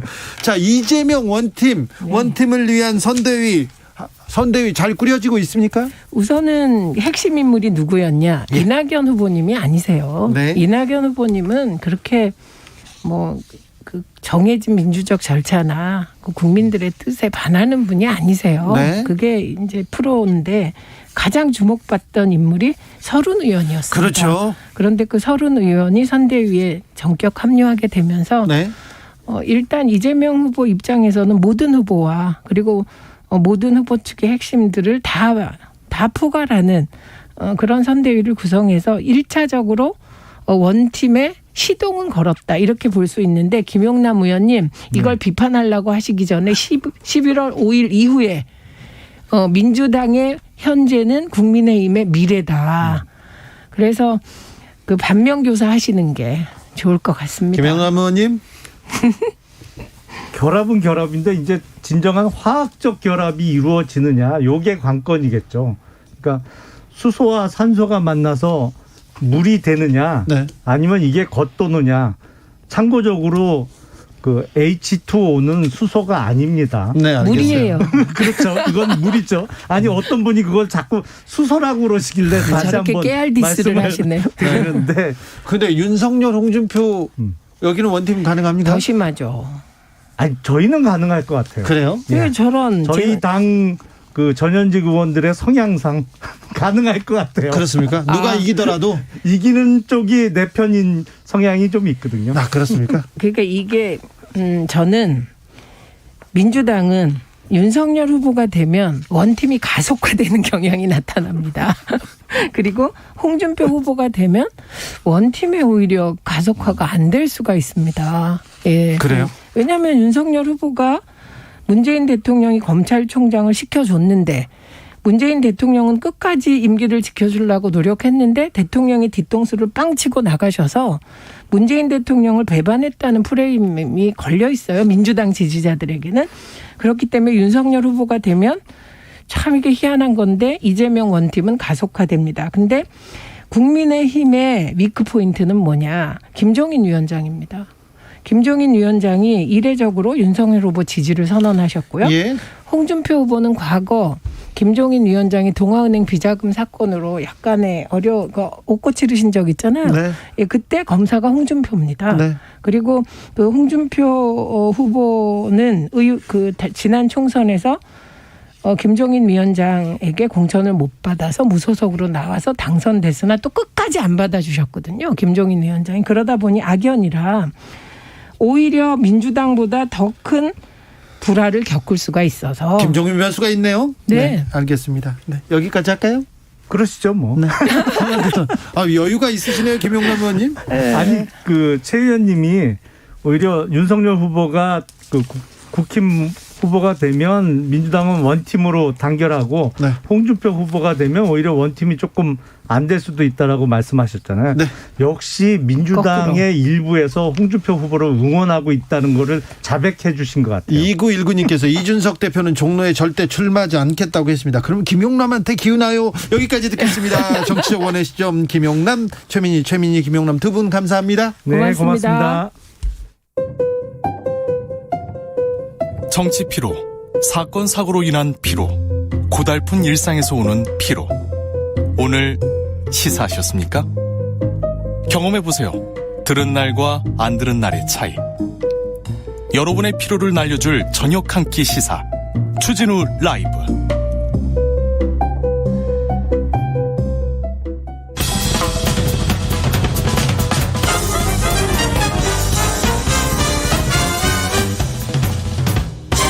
훅 인터뷰. 훅 인터뷰 이어가겠습니다. 이번에는 이탈리아 로마로 가보겠습니다. 문재인 대통령이 G20 정상회의 참석차 유럽 순방 중인데요. 유럽에 도착하자마자 문 대통령은 첫 번째로 프란치스코 교황을 만났습니다. 교황 앞에서 철조망을 가지고 만든 평화의 십자가 행사도 열었는데요. 구르마 십자가, 수녀복 100개를 기획해서 큰 울림을 줬던 박용만 대표가 철조망 십자가로 다시 한번 한반도 평화를 기원했습니다. 지금 로마에 가 있는 박용만 대표 연결해 보겠습니다. 안녕하세요. 네, 안녕하십니까. 네, 회장님 지금 로마에 계시죠? 로마에서 어제 파리로 왔습니다. 파리로 왔어요? 이제 한국에 오시는 길이군요. 그렇습니다. 오늘 비행기를 파리에서 타고 들어갑니다. 네, 로마에서 바티칸 방문해서 프란치스코 교황을 문재인 대통령이 만날 때 회장님 옆에 계시더라고요. 정확하게는 면담에는 제가 동행을 못했고요. 네. 그거는 두 분이 하시는 거니까. 네. 면담 후에 이제 그 수행원들 인사 나누고 선물 교환하고 할 때 옆에 있었습니다. 그렇습니까? 그런데 평화의 십자가, 아무래도 분단의 상징 DMZ 철조망으로 평화의 십자가가 교황 앞에 이렇게 놓여 있을 때 울림이 크더라고요. 이 십자가를 기획하신 주인공이라면서요, 회장님이? 네, 그렇습니다. 네. 이 철조망에는 어떤 의미가 담겨 있습니까? 철조망 십자가에는? 예, 제가 이 철조망 십자가를 기획하게 된 처음부터 간단하게 말씀을 드리겠습니다. 예. 대한민국의 기업인으로 살아오면서 사실 나라에 들어가는 국민소득을 보며 그 부의 창출 과정에 저희도 참여한 것 아니겠습니까? 예. 참 그것만으로도 참 자랑이었습니다만, 그러나 한편으로는 소득이 늘어나도 나아지지 않는 우리 사회의 아픔과 그늘들이 있었습니다. 네. 그것이 늘 마음을 무겁게 이렇게 짓누르는 있었는데, 그런 것들은 잘 아시다시피 양극화, 질병, 갈등, 빈곤, 고독 이런 것들 아니겠습니까? 네. 근데 그 중에서도 사실 한반도의 가장 큰 갈등의 아픔은 남북 대립이라고 생각을 했습니다. 그렇죠. 그런데 이 남북 대립이라는 것이 너무나도 우리에게는 매일같이 듣는 단어고 또 늘 대하던 것들이기 때문에 전쟁을 멈춘 지 참 오래됐지만 여전히 우리는 남북의 대립을 당연한 것처럼 살아왔다는 생각이 들었습니다. 예. 뭐 당연히 대립해야 되는 것처럼 뭐 어렸을 때부터 교육받고 그랬으니까요. 예. 그런데 우리의 생각과 시선을 조금이라도 한번 바꿔보자는 아이디어에서 이 프로젝트를 시작하게 됐습니다. 그 이야기는 다시 말씀드리면 네. 두 나라 다른 체제로 이미 살아가고 있는 것이 현실인데 꼭 총칼을 앞세운 대립이 전제될 필요는 없지 않겠는가. 예. 서로의 차이를 인정하고 대화를 하되 그 모든 것들을 총은 내려놓고 평화 속에서도 할 수 있지 않을까. 예. 이렇게 생각을 조금만 바꿔서 평화를 가져오자는 의도였습니다. 예. 그래서 이제 분단과 대립의 가장 큰 상징인 휴전선의 철조망을 평화를 염원하는 십자가로 바꿔서 기도와 마음을 좀 모아보고자 하는 기획을 하게 됐습니다. 네. 네. 분단을 상징하는 남북의 대립과 갈등을 상징하는 가장 큰 상징인 철조망, 휴전선의 철조망으로 십자가를 만든다. 큰 의미가 있는 것 같습니다. 저기 휴전선 철조망을 회장님이 사셨어요? 예, 그거는 휴전선에서 철조망이 이제 노후되면 네, 잘라내서 입찰을 통해서 매각을 합니다. 예. 저희가 거기에 참여해서 구입을 했습니다. 예. 그리고 왜 136개의 십자가를 만드신 거죠? 이제 올해 프로젝트를 하다 보니까 네. 돌이켜 보니까 분단 68년이었습니다. 네. 그런데 분단 68년이 고통을 주었다면 그건 남과 북을 합쳐서 136년의 고통과 같다라는 생각에서 136개를 만들었습니다. 알겠습니다. 평화의 십자가는 그 로마 산티나시오 성당에서 전시회도 열렸는데 현지 사람들 반응은 어떻습니까? 네, 그 전시장이 아마 사진으로 보셨겠습니다만은 꽤 유명한 성당입니다. 그 바로크 성당, 아주 아름다운 성당인데 바닥에 한반도 모양으로 십자가를 전시를 하고 중간중간에 이제 그 촛불을 놨습니다. 예. 그리고 그 프로젝트를 설명하는 파넬이 하나 있고 이 십자가를 제작하는 과정을 담은 영상을 항상 틀어놓고 있습니다. 네. 그러니까 관광객들이 또 이 관객들이 오셔서 둘러서서 그 영상을 다 감상을 하고 십자가를 보고 감탄을 하고 하는 걸 매일같이 볼 수 있습니다. 전시가 지금 진행되고 있는데요. 어제도 제가 아침에 보니까 사람이 꽤 많이 둘러서 있더라고요. 예. 저 사진으로만 봐도 영상으로만 봐도 울컥하더라고요. 현장에서 직접 봤으면 하는 생각이 있습니다. 우리도 나중에 볼 수 있습니까? 그 십자가를? 예, 지금 예정으로는 내년 부활절에 대중에 전시를 할 예정입니다. 네. 알겠습니다. 그 명동 성당 지하에 갤러리를 예약을 해놨습니다. 알겠습니다. 거기서 전시를 할 예정입니다. 부활절까지는 기다려야겠네요. 예, 그렇습니다. 두산그룹 회장을 하셨고요. 상공회의소 회장도 했습니다. 한국 상공회의소. 근데 지금은 한국 몰타 기사단 대표 자격으로 이렇게 문 대통령 동행하셨다면서요? 네, 몰타 기사단 대표는 오래됐습니다. 제가 한 6년 이상 됐고요. 예. 이 교황청에 이제 저라는 사람을 소개를 해야 되지 않습니까? 예. 그러다 보니까 그 교황청에서도 잘 인지하고 계시는 천주교 몰타 기사단 회장이라고 소개를 하는 것이 적절하겠다라고 해서 했고요. 사실 자격은 제가 그 십자가를 만든 사람으로서 선물을 전달하시고 전시를 하는데 설명한 기획자로서 갔습니다. 네. 저는 몰타기 사단 잘못 읽어가지고 물타기 기사단 이렇게 생각했어요. 회장님하고 물타기하고 무슨 상관이 있지? 이렇게 생각했습니다. 평소에 생각을 조금만 좀 건전하게 바꾸시면 그런 일이 없으실 것 같은데. 저는 건전하잖아요. 회장님 지난 6월에 스페인 방문 때도 문재인 대통령 동행하셨고요. 이번에도 대통령 동행해서 이태리에 가셨습니다. 외국에 나가보면서 한국의 위상, 이렇게 좀 달라진 위상을 느끼게 됩니까? 그렇습니다. 그건 해가 하루하루 한 해 한 해 갈수록 더욱더 대한민국에 대한 위상이 높아지고 있다는 거는 체감을 할 수 있고요. 단지 이제 체감하는 위상이라는 것이 조금씩 변해갑니다.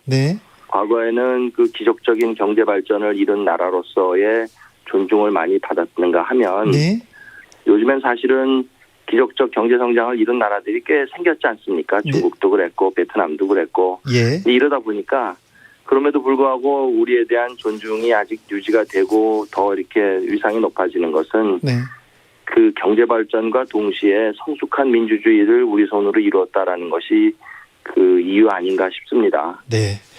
그리고 그런데 이제 그 성숙한 민주주의 하에서 네. 국민의 그 다수에 의해서 선출된 대통령, 그 상징적인 민주주의를 대변하는 존재라는 점에서 더욱 우리나라 그 대통령들을 외국에서 존중을 하고요.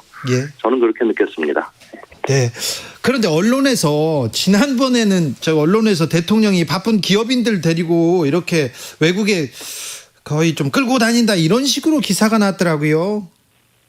네, 그런 기사를 보면 참 안타깝죠. 저도 상임회장을 하면서 정말 그 순방에 많이 동행을 했거든요. 예. 그런데 옆에서 보면 그 어느 대통령이든 상관없이 정말 저 일정을 어떻게 다 소화하나 싶게 일정이 많습니다. 네. 그리고 곁에서 뵈면 조금 짜투리의 시간이 나서 이렇게 좀 쉬시면 좋지 않을까 싶어도 그 짜투리의 시간에 뭐 하나라도 더 해야 된다는 그 책임감? 이런 게 느껴집니다. 그러다 보니까 옆에서 보는 사람들은 참 아슬아슬합니다. 네. 그 연령들도 있으시고 한데 그렇습니다. 그 정도라 이 기업인의 한 사람으로서 보면 사실 우리 기업인들이 나가서 그냥 명함 들고 가서 상대국의 뭐 중요한 사람을 만나달라고 그러면 그 쉽게 만나주겠습니까? 아, 예. 그렇지만 대한민국의 대통령이 온다.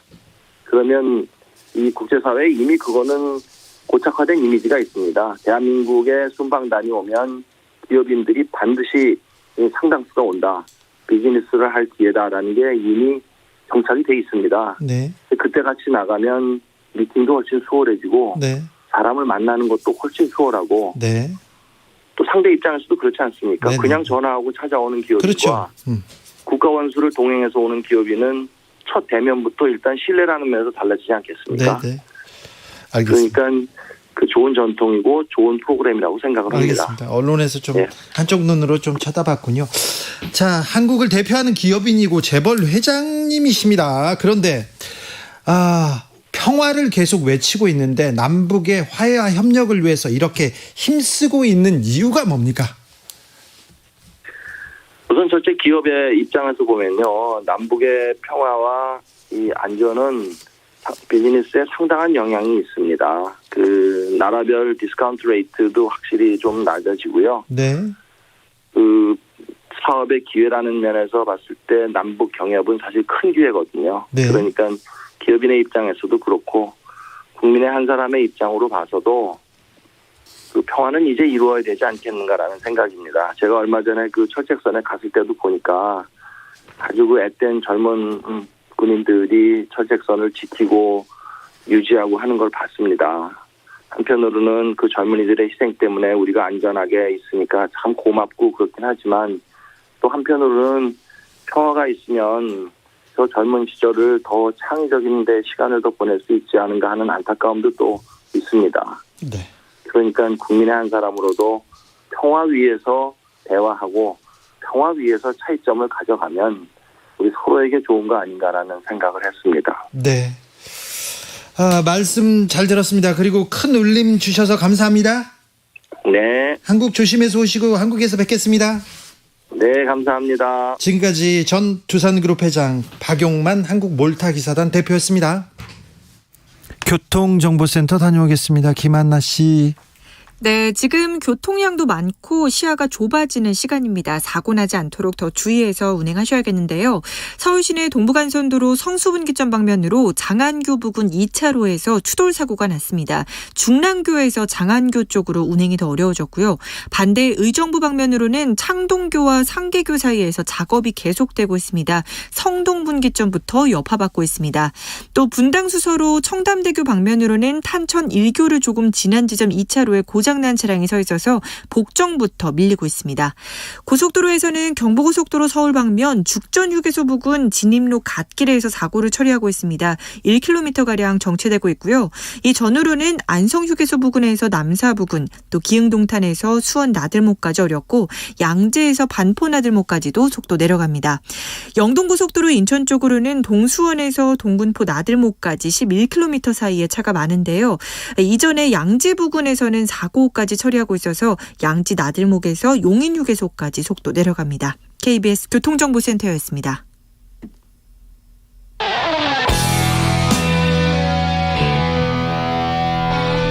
스치기만 해도 똑똑해진다. 드라이브 스루 시사 주진우 라이브.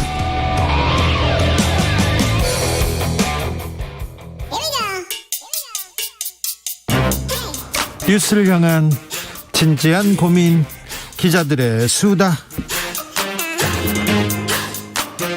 라이브 기자실을 찾은 오늘의 기자는 은지옥이요. 시사인 김은지입니다. 오늘 준비한 뉴스부터 가볼까요? 화천대유 50억 클럽 기억하시죠? 기억하지요. 네. 박수영 국민의힘 의원이 국감장에서 얘기했는데 그분들이 계속 나오고 있습니다. 네, 그렇죠. 화천대유에서 50억 원을 받기로 약속했다, 이런 명단이라고 해서 박 의원이 공개한 바가 있는데요. 네. 모두 6명 이름이 있었습니다. 예. 권순일, 박영수, 곽상도, 김수남, 최재경, 이렇게 전현직 법조인들이 있고요. 네. 그리고는 홍땡땡으로 표시된 사람이 있었거든요. 홍땡땡만 이렇게 이름을 가렸더라고요. 네, 실명이 폭로된 사람들은 모두 사실무근이다, 이렇게 강하게 반발했고요. 예. 다만 말씀처럼 홍땡땡이라는 인물은 누군지 밝혀지지 않아서 뒷말만 무성했습니다. 네. 그런데 이제 관련된 보도가 나오기 시작했는데, 언론사 고위 인사인 홍모 씨가 김만배 전 머니투데이 부국장이자 화천대유 최대 주주인 와 함께 50억 원이 넘는 금전 거래했다, 이런 내용이거든요. 그러니까 홍 씨가 김만배 씨하고 지금 50억 원이 넘는 금전 거래를 했다는 것을 검찰이 확인했죠. 네, 그렇습니다. 홍 씨는 김 씨가 일했던 언론사 직장 상사였다라고 하는데 아주 이례적인 상황이라고 할 수 있습니다. 회사 사장하고 회사 회장이잖아요. 예, 정확하게 직책이 나온 바는 없고요. 네, 언론 사주다, 이렇게 알려져 있습니다. 선배하고 회사에 선배하고 50억 넘는 돈 거래를 하다니, 네, 이게 무슨 일이지? 네, 주진우 진행자와 제가 오래 알고 지내던 사이고 취재도 많이 같이 했지만 네. 돈 거래를 한 적이 없지 않습니까? 나 50억 원만 꿔줘. 5만 원도 어려울 것 같은데요. 네, 알겠어요. 네, 그럼 5만 원 줘. 네. 네. 지나가면서 그런 말씀을 많이 하셨죠. 하지만 네. 제가 정말 드린 적은 없는데요. 네. 정말 이례적이고 상상할 수 없는 관계라고 할 수 있는데. 아니, 언론사에서 50억을 이렇게 빌려주고 선후배 간에 이런 데가 어디 있습니까? 네, 게다가 경향신문 보도에 따르면 홍 씨는 2019년 무렵부터 총 3번에 걸쳐서 차용증을 쓰고 김만배 전 부국장으로부터 돈 빌렸다라고 하는데, 그때가 하필이면 화천대유가 대장동 사업으로 배당 수익을 거두기 시작한 때라서 더욱더 눈길을 끌고 있습니다. 자, 언론사 선후배끼리 수십억 원의 돈 거래를 한 이유, 한 거는 맞죠? 그렇죠. 이제 그렇게 이제 검찰에서 보고 있고요. 네. 이제 그 부분을 밝혀내는 게 핵심이라고 합니다. 네. 물론 해당 명단과 지금 해당 그 홍 씨가 이름이 나오고 있는 홍 씨가 같은 사람인지도 검찰이 확인을 하고 있다라고 하는데요. 네. 이제 그럴 가능성이 아주 높아 보입니다. 그래요? 예, 아무래도 이제 비슷한 같은 성을 가지고 있고, 게다가 지금 화천대유 50억 클럽과 관련돼 있는 돈 이야기가 있기 때문에 검찰은 그렇게 강하게 의심하고 있다라고 하는데요. 자, 홍 씨 측이나 김만배 씨 측 뭐라고 합니까? 그러니까 돈 빌려준 거고 개인적으로 돈이 오고 간 사이에서 일은 알 수 없다, 이렇게 이야기하고 있습니다. 돈 거래는 있었지만 잘 모른다, 이런 얘기합니까? 네, 사적으로 썼고 다 빌려주고 차용증 썼다, 그러니까 이것은 딱히 문제가 안 된다, 이런 취지의 해명을 하고 있는 건데요. 네. 그럼에도 불구하고 너무나 이례적이라서 사실 더 수사가 필요한 상황으로 보입니다. 자, 그러면 홍땡땡 이분이 장자연 씨 사건에 접대를 받았다고 이름을 낸 사람하고는 같은 사람이죠? 그 부분도 확인을 해봐야 될 것 같습니다. 그래요? 예, 검찰 수사가 진행되고 있으니까요. 예. 언론사 선후배끼리 50억 원 넘는 돈 거래를 했다. 이걸 어떻게 받아들여야 될지. 김만배 씨는 아무튼 50억 클럽 부인하고 있습니다. 네, 이 의혹 자체를 김만배 전 머니투데이 부국장은 아예 부인을 하고 있는 건데요. 하지만 관련자 다른 사람들은 또 그런 관련된 취지의 진술을 검찰 가서 했다라고 합니다. 남욱 변호사는 검찰 조사에서 2명에게 돈이 실제로 전달됐다, 이런 취지의 진술을 했다라고 알려져 있는데요. 네. 그중에 한 명이 곽상대 의원이고요. 네. 나머지를 검찰이 언론사 간부 홍 씨다, 이렇게 의심하고 있습니다. 그런데 이 홍 씨 취재를 왜 안 합니까? 왜 홍땡땡이라고 하고 실명도 안 밝히고 언론인이어서 봐주는 겁니까? 아무래도 이제 여러모로 확인이 아직 덜 된 바가 있기 때문에 조심스러운 걸로 보이긴 하는데요. 사실 저도 이제 과거에 장자연 사건 때 모두가 해당일보라고 하면서 해당 사주 이름을 말하지 못했던 적이 있지 않습니까? 그때 머니투데이 사주였어요? 아니요. 그때 조선일보. 조선일보. 그 당시는 이제 해당일보라고 해서 네. 해당일보 그 언론 사주 이런 식으로 이름이 나가고 세상이 다 아는데 네, 언론사에서는 조선일보 방사장 얘기를 안 했죠. 네, 실제로 그때 조선일보가 모두 고소해서요. 예. 고초를 겪은 사람들이 있습니다. 그렇습니다. 네, 그러다 보니까 아무래도 좀 조심스럽게 접근하는 측면들이 크고요. 그 이후에 아무튼 그 머니투데이 홍 모 씨가 장자연 사건에 관여했었는데 그때도 이름을 안 썼는데 지금도 안 쓰고 있습니다. 아무튼 홍 씨에 대한 취재는 왜 안 하는지 모르겠어요. 네, 그런 부분들에 대해서는 사실 머니투데이 내부에서도 자성이 필요한 것으로 보입니다. 머니투데이 내부에서 얘기해야죠. 머니투데이 국장이 부국장이었습니까? 네. 김만배 씨가 기사를 안 쓰고 어디 가서 사업을 하고 있었어요. 사업이 아니라 거의 사기성 높은 지금 구속영장 청구되기 일보 직전 아닙니까? 그러면 그 안에서 자성의 목소리가 나와야지 왜 머니투데이는 그런 소리 하나도 안 합니까? 네, 이미 한번 청구됐고 다시 또 재청구되고 있는 상황인 건데요. 사실 내부에서 이런 문제 제기를 건강한 조직이라면 해야 되는 게 맞다라고 생각합니다. 머니투데이 내부에서 부럽다. 왜 나는 안 끼워줬나 이런 얘기는 많이 들었어요. 그런데 왜 이런 일이 있었고 우리 사주와 우리 간부와 왜 우리 부국장은 이런 일을 부적절한 일을 했을까? 부적절한 일 아닙니까? 그러니까 화천대유 지금 누구 거냐, 실소유주 누구냐 이런 논란이 지금 핵심이지 않습니까? 네. 그러니까 돈 받아간 사람들에게 눈길이 갈 수밖에 없고요. 이제 네. 그래서 아무래도 이걸 밝혀내는 게 핵심이라고 볼 수 있는데 물론 머니투데이 내부에서 사적으로는 문제 제기를 하는 사람들이 있는 것으로 알지만 사실 이건 공적으로 문제 제기가 나와야 하는 상황이거든요. 문제 제기해야죠. 네, 이제까지 기자들이 다른 사람들을 비판하는 기사를 쓰고 또 그 이후에 계속 팔로우하는 것들을 비교해 본다면 네. 내부에게는 너무 좀 약한 게 아니냐 이렇게 당연히 보입니다. 네, 뜻 있는 기자들이 머니투데이도 많다고 생각합니다. 그러니까 이 문제에 대해서는 공적으로 사실관계를 먼저 밝히고 뭐가 잘못됐는지 안에서 좀 취재해서 밝혀주십시오. 네. 0842님께서 홍땡땡의 땡땡은 일본어라고 합니다. 홍모모라고 발음하세요 얘기합니다. 죄송합니다. 사과드리겠습니다. 땡땡 그렇습니다. 몰랐습니다. 몰랐습니다. 네, 앞으로 시정하겠습니다. 학교정의 땡땡땡도 이거 일본 그거 아닌가요? 그러면 발음인가요? 모르겠습니다. 땡땡땡은 소리가 나는 종소리. 그러니까요. 땡 이렇게 얘기할 수도 없잖아요. 알겠습니다. 아무튼 홍모모 알겠습니다. 곧 취재를 해가지고요. 그 이름을 밝히겠습니다. 저희가 먼저 밝힐게요. 자, 다음 뉴스로 가볼까요? 네, 요즘 정치권에서 주 4일제가 화제입니다. 월화수목 토토토 이거 심상정 후보가 처음에 공약했고 이재명 후보도 맞장구를 쳤습니다. 네, 그렇습니다. 원래 이 공약이 지난 4.7 재보궐선거에서 나왔었는데요. 나왔어요? 예, 그 당시에 조정훈 시대전환 후보가 주 4일제 공약을 들고 나왔습니다. 민주당 후보도 이런 얘기 한 적이 있었어요. 네, 박영선 후보도 주 4.5일제 이야기를 했었고요. 예. 게다가 지난 더불어민주당 대선 경선에서도 양승조 충남도지사가 주 4일제 공약 내세운 바가 있습니다. 그러네요.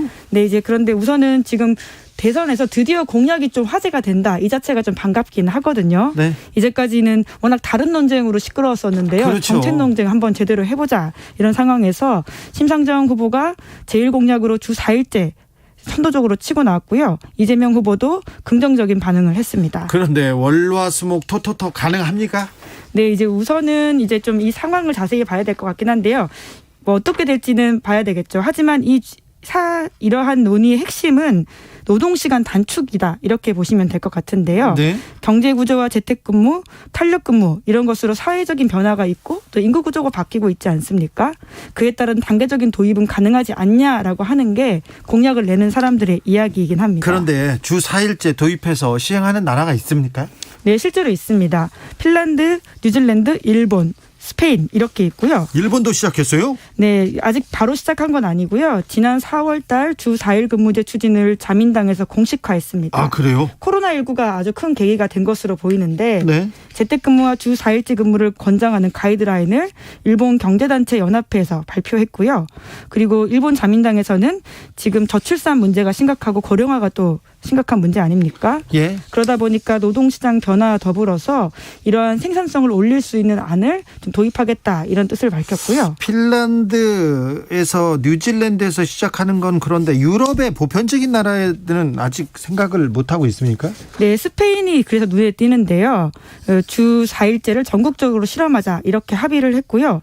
그래서 3년 동안 주 4일제를 시험하고 희망업체가 손해보는 것은 국가가 보조해주겠다 이렇게 밝혔습니다. 그래요? 네, 그래서 사업 첫 해에는 정부가 전액을 보상하고 두 번째에는 50%, 세 번째에는 33% 보상할 예정이라고 해서 순차적으로 도입하겠다는 뜻을 밝히고 있습니다. 첫 발을 뗐네요. 그렇죠. 월화수목 토토토 가능할지. 7482님 놀고 먹는 게 어딨냐 망한다 이렇게 얘기하는데 주 5일째 시작할 때 언론사 선배들이 얘기하더라고요. 야, 이런 망해, 나라 망해 이렇게 얘기했는데 나라 망하지 않고 잘 굴러가던데요. 그런데 아무튼 이 노동 그리고 또 우리나라 사람들은 일을 많이 하지 않습니까? 이건 효율적으로 일을 잘해서 노동 효율을 높이면 이것도 가능할 수도 있습니다. 아무튼 좀 이 공약에 대해서 많은 논의가 있으니 우리도 조금 고민해볼 단계가 되긴 한 것 같습니다. 자, 마지막으로 만나볼 뉴스는요? 네, 페이스북이 회사 이름 바꿨습니다. 메타로 바꿨더라고요. 메타. 네, 3차원 가상세계를 의미하는 그 메타버스에서 따온 메타인데요. 네? 페이스북이 만들어진 지 17년 만에 처음 있는 일입니다. 왜 좀 페이스북이 요새 조금 좀 논란이 되고 있지 않습니까? 허위정보 유포 방조했다. 내부 고발이 나와서 이런 것 때문에 조금 이렇게 분위기를 바꾸려고 하는 건가요? 네, 그런 이야기들이 많고요. 그런 해석이 실제로 미국에서 나오고 있습니다. 페이스북이 과거부터 여러 가지 비판을 받아왔지만 페이스북 창사 이래 가장 큰 위기였다 이런 평가들이 있거든요. 예. 실제로 미국 회사들을 보면 이렇게 위기가 있었을 때 담배 회사들이 이름을 바꾼 바도 있고 해서 그런 게 아니냐 이런 해석이 나오고 있습니다. 그래요? 그만큼 위기인가요? 네, 아무래도 그 신뢰도를 잃었다는 측면에서 가장 크다고 볼 수 있는데요. 네. 예, 소셜미디어가 성장해가는 과정에서 정보 유출, 독점 이런 것들이 미 의회뿐만이 아니라 영국 하원에 가서도 청문회를 했거든요. 아, 그래요? 그러다 보니까 세계적으로 문제가 되고 있는 상황은 맞습니다. 네, 아무튼 페이스북이 세계 최대 소셜미디어로 성장했고요. 그런데 아무튼 정보 유출, 독점 여러 가지 논란을 겪고 있습니다. 그러면 페이스북 앱도 바뀝니까? 아니, 당장은 이름이 바뀌진 않고요. 페이북, 인스타그램, 왓츠앱 이런 것들은 기존 이름 그대로 한동안은 서비스 된다라고 합니다. 네. 그렇습니까? 네. 김진우님께서 주 5일도 못하고 빨간 날도 무료 봉사하는 곳 많습니다. 주 기자 얘기합니다. 저도 알고 있습니다. 그리고 법정 공휴일에도 일하시는 분 많다는 것도 알고 있습니다. 또 비정규직들, 네. 비정규직들 쉬지도 못하고 일해도 또 정규직보다 훨씬 대우받지 못한다는 것도 알고 있습니다. 이런 부분에 대한 고민도 계속 돼야 됩니다. 이번 대선에서 말입니다. 또 7593님 건설 쪽 일하시는 분들 주 5일제라도 됐으면 제대로 됐으면 공기를 좀 늘려주셔야 됩니다. 얘기합니다. 그러니까요. 새벽에도 일하고 아침에도 일하고 밤에도 일하고 그래서 네. 7573님 주 5일이나 제발요 이렇게 주 5일제라도 제발 좀 안정시켜달라 이렇게 하시는 분들이 많습니다. 네.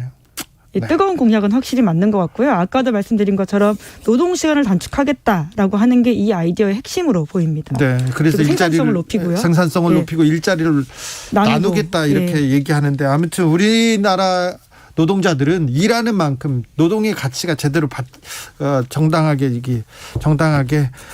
보상받지 못하는 게 가장 큰 문제점입니다. 날라의 일상님 텍사스에 있는 저희 회사 본사에서는 주 4.5일제 4.5일을 2년째 하고 있습니다. 이렇게 얘기합니다. 네. 많이 고민할 대목인 것 같습니다. 기자들의 수다 시사인 김은지 기자와 함께했습니다. 감사합니다. 네, 감사합니다.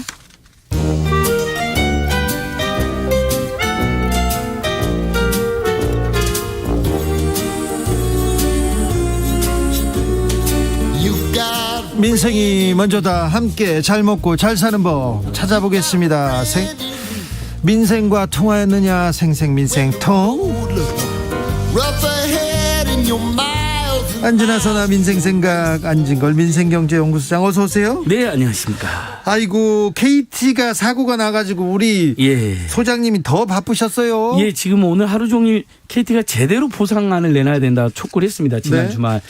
그런데 지금 아마 우리 방송 들으신 분들 중에도 지금 KT 예를 들면 본인은 휴대폰을 KT를 안 써도 사무실 인터넷 KT 써가지고 애먹은 사람. 그런 사람도 있겠죠. 제가 그렇습니다. 아, 그렇습니까? KT 인터넷 가입자가 1,750만 명이고 휴대폰 가입자가요. 네. 나머지 인터넷 회선까지 이번에 피해자가 한 3,500만 원으로 추정이 됩니다. 네. 근데 개인 1,000원, 소상공인 8,9천원으로 발표가 됐습니다. 발표했더라고요. KT는 최선이라고 하지만 자, 애청자 여러분들께서도 지금 화가 나신 분이 많을 겁니다. 네. 왜냐하면 갑자기 인터넷이 안 되고 휴대폰이 불통이 되고 특히 인터넷이 안 되니까 그거 있죠. 컴퓨터를 껐다 켰다 선을 뽑았다 넣었다 별 쇼를 다 했거든요. 흔히들 말하는. 저도 그랬거든요. 1시간 동안. 급한 문서 작업해야 되는데. 근데 1,000원이 뭡니까? 이거 너무하잖아요. 네. 자, 2018년도에 아현동 통신과제 때 제가 국회의원들과 참여연대랑 민생경제연구소에 나서서 직접 보상 TF를 만들어가지고. 그리고 안진걸 소장이 보상하라 이렇게 외쳤죠. 하루 20만 원 상인들에게. 그리고 최소 보상 날을 이틀로 했습니다. 그래서 최소 40만 원, 많게는 120만 원까지 지급이 됐습니다. 그리고 한 달치 요금 감면이 있었습니다. 이용자들에게, 피해 이용자들에게. 근데 이번에는 하루치도 안 됩니다. 15시간에서 개인 1,000원, 소상공인 8,9천원인데 KT는 최선을 다했다고 하지만 물론 역사적으로 보면 예전에 SK텔레콤이나 LG플러스가 통신사고 있을 때보다는 좀 더 적극적인 건 사실이에요. 빠르고. 근데 금액이 너무 작습니다. 그때 아현동 때 이틀치를 보상해 줬거든요. 하루 피해자들에게도. 저는 예를 들면 개인들에게는 이틀치 요금, 소상공인들에게는 최소 보름이나 한 달치 요금은 감면해 주는 게 맞다. 그리고 특별한 피해가 입증되는 분들은 어떤 분들이냐면 강의하는데 줌 강의 갑자기 끊어져 버린 거예요. 강사와 학생들이 당했을 그 피해를 생각해 보세요. 1시간 동안 결제가 안 된 소상공인들. 0798님께서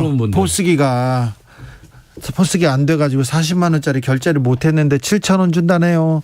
5405님 그날 늘 들르던 방앗간에서 커피 한 잔 1,500원 현금이 없어가지고 난감했던 기억이 납니다. 네, 그렇습니다. 그러니까 뭐 제가 좀 난감했던 건 참을 수 있는데 그런데 너무 보상금이 작다는 것이고 저는 그래서 이 총 보상 규모가 400억이라는데요. 그럼 KT 작년 올해 영업이익이 1조 안팎입니다.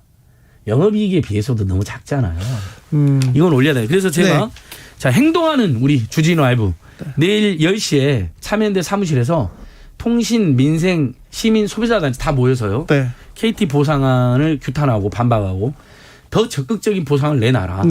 이걸 이제 행동을 하기로 했습니다. 예전에는 전기가 나가고 그리고 전화가 불통되는 일이 많았습니다. 그때는 뭐 보상 얘기는 나오지도 않았는데 그래도 이제 지금은 시대가 달라졌습니다. 그리고 이거 통신장애로 손해본 사람이 많습니다. 송병찬님께서 옛다 1,000원 이게 뭐 장난하는 것도 아니고 KT 이게 최선이라고 하는 게 황당합니다. 얘기합니다. KT 위즈가 프로야구 정규 시즌에서 우승했습니다. 우승한 만큼 1등 한 만큼 책임 있는 모기업의 대처 기대합니다. 작년 올해 코로나로 영업이익이 엄청 늘어났어요. 돈이 없으면 말도 안 해. 하루에 이틀 정도는 최소 보상해야 됩니다. 이틀 요금은 감면해줘야 됩니다. 자, 소장님이 오시자마자 문자가 계속 답장하고 있습니다. 2325님 지금 디젤차 세워두고 다닙니다. 요소수 빨리 주세요 얘기합니다. 8395님 주유소 알바하는데요. 요소수 파동으로 난립니다. 진짜 큰일입니다 얘기합니다. 5186님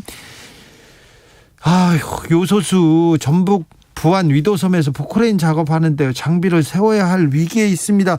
이 문제 어떻게 해결해야 됩니까? 그러니까 이게 이제 중국이 그 호주로부터 석탄 수입을 금지하면서 석탄 부족이 중국의 전력난을 만들었잖아요. 그리고 요소의 주요는 암모니아 역시 석탄에서 추출되는 겁니다. 그래서 요소수가 지금 우리나라 수출이 안 돼 버리는 겁니다. 그래요? 자, 어느 정도냐? 근데 이건 옛날 이제 디젤 차에만 적용이 되거든요.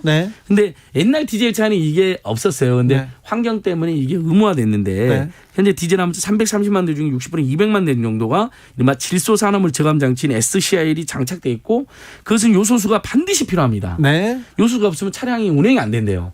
저도 디젤 차량 이제 운행하는 사람한테 물어보고 왔거든요. 저 이제 휘발유 차량 해가지고 요소수 10리터 기준에 그리고 요금이 원래 10리터 기준에 10,000원꼴이었는데 지금 5, 6만 원으로 꽁충 졌답니다.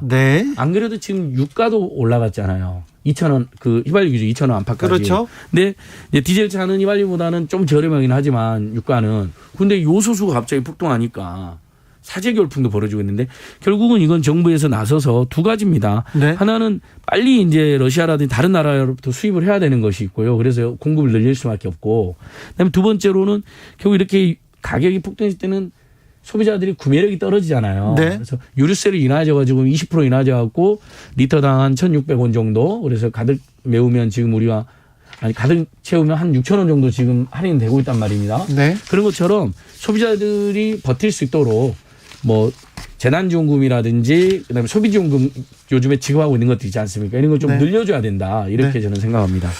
자, 촛불 집회가 열렸다고 합니다. 어떤 분들이 모여서 촛불 집회를 연 거죠? 요즘에 온라인상에서 촛불 집회는 이제 검찰개 언론개혁 촛불 집회도 계속되고 있는데요. 네. 그 유튜브들과 시민단체들인데 요 촛불 집회는 길거리로 나오셨습니다. 네. 왜? 집값이 너무 비싸서 네. 전월세 값도 너무 비싸서 도저히 살 수가 없다. 그래서 29일 5시 반에 보신각에 무주택자 공동행동. 제가 제일 좋아하는 단체입니다. 아, 그래요? 예, 제가 전국 세입자협회, 서울 세입자협회도 같이 만들고 활동했었거든요. 네. 네, 무주택 공동행동이라는 분들이 40명 모였는데요. 네. 다행히 요즘에 이제 집값 그 상승세가 꺾이고 대세 하락기라는 전망이 많잖아요. 지금 매물이 쌓이고 있고. 그래서 집값은 조금씩은 떨어질 거라는 전망이 됩니다. 근데 12월 달에 강화된 종부세가 부과된 고지서가 나가면 아무래도 다주택자들 매물을 더 내놓을 겁니다. 근데 어쨌든 이미 너무 많이 오른 거에 분노한 무주택자들이 자, 임대사업자 특혜 전면 폐지해라. 네. 부동산 보유세 즉 종부세를 실질 강화해라. 네. 공급임대 주택 공급 확대해라. 전월세를 인하하고 세입자 권한을 강화해라. 비농업인의 농지 소유 금지하라. 뭐 윤희숙 전 의원이나 이런 분들 문제가 됐었잖아요. 재벌의 부동산 소유를 제한하라. 이런 6가지 요구안을 제시했습니다. 네. 이건 뭐 너무나 절박하고 필요한 요구안이고요. 정치권이 특별히 네. 대선에서 대선 후보들이 좀 귀담아 들어야 맞습니다. 될 텐데요. 도대체 다주택자들을 아직도 비호하고 대변하는 정치 세력이 있습니다. 그분들이 집이 많은데 뭐하러 비호합니까? 뭐하러 대변합니까? 집이 없는 45%의 국민을 대변해야죠. 정치가 약자들의 무기이자 국민의 눈물을 닦아주는 거라고 그랬거든요. 그러니까 더 이상 잘 살고 있거나 부자들이나 대기업은 정치까지 나서 도와줄 필요는 없으면 그분들은 그렇게 살아도 잘 사시거든요. 네. 그럼 못 사는 사람, 빈민, 서민. 저 얼마 전에 독일 공영방송국 ARD에서 오징어 게임과 한국의 민생 상황으로 저한테 인터뷰를 왔어요. 민생. 해법이 뭐냐 물어보는 게 계속 따지면서. 네. 이제 독일은 우리나라보다는 조금 더 사회복지나 이런 게 잘 돼 있잖아요. 네. 해법이 뭐냐 여기 제가 갖고 왔습니다. 카트린 에드만 독일 공영방송 ARD 아시아 편집국장님. 알았으니까 그래서 네. 뭐라고 했어요? 그렇죠. 그러면 지금 OECD 국가에서 지금 그 상대적 빈곤율이 4위 국가다. 무려 850만 명의 국민들이 중위소득 50%도 그 아래 살고 있고 우리 국민들이 650만 명이 임금이 200만 원이 안 되는 일자리에서 일을 하고 있다. 이것들이 합쳐진 결과다. 그래서 그런 현실에 대해서 기생충 오징어 게임 같은 영화나 드라마 나오는 배경이 됐다. 네. 그러면 저소득층들에게 지원금을 늘리고 재난을 극복할 수 있도록 우리 국민들 전 국민 재난지원금도 주고 이런 네. 조치가 추가로 필요하다. 네. 그럼 국민 모두가 받는 게 있고 네. 거기다 저소득층도 추가로 받는 거잖아요. 네. 그러면 그게 당연히 양극화가 줄어들게 되고 내수는 활성화되고 그럼 일자리 더 늘어나게 된다. 그러면 양극화는 더 줄어들 수밖에 없다. 이런 선순환 구조로 가야 된다라고 제가 이 까트린 에드만 편집장님한테 말씀드렸습니다. 까트린 에드만. 네, 1시간 반 동안 알겠어요. 한국 사회의 양극화와 민생고에 대해서 정말 집요하게 물으시더라고요. 까트린한테 네. 까트린만 그 얘기를 귀담아 듣는 게 아니라 대선 후보들도 좀 잘 예, 들어야 될 텐데요. 그러니까요. 자, 오늘부터 소비 쿠폰이 풀린다고요. 어디서 예, 제 어떻게 전문 할인됩니까? 분야죠. 네. 저는 다 해보고 왔습니다. 방금. 그래요? 자기가 자주 이용하는 카드사 홈페이지나 카드사 앱에 가보면 네. 정부 지원금이라고 벌써 떠 있는데요. 네. 그 신용카드 캐시백 받는 것은 상생 소비 지원금이라고 떠 있고요.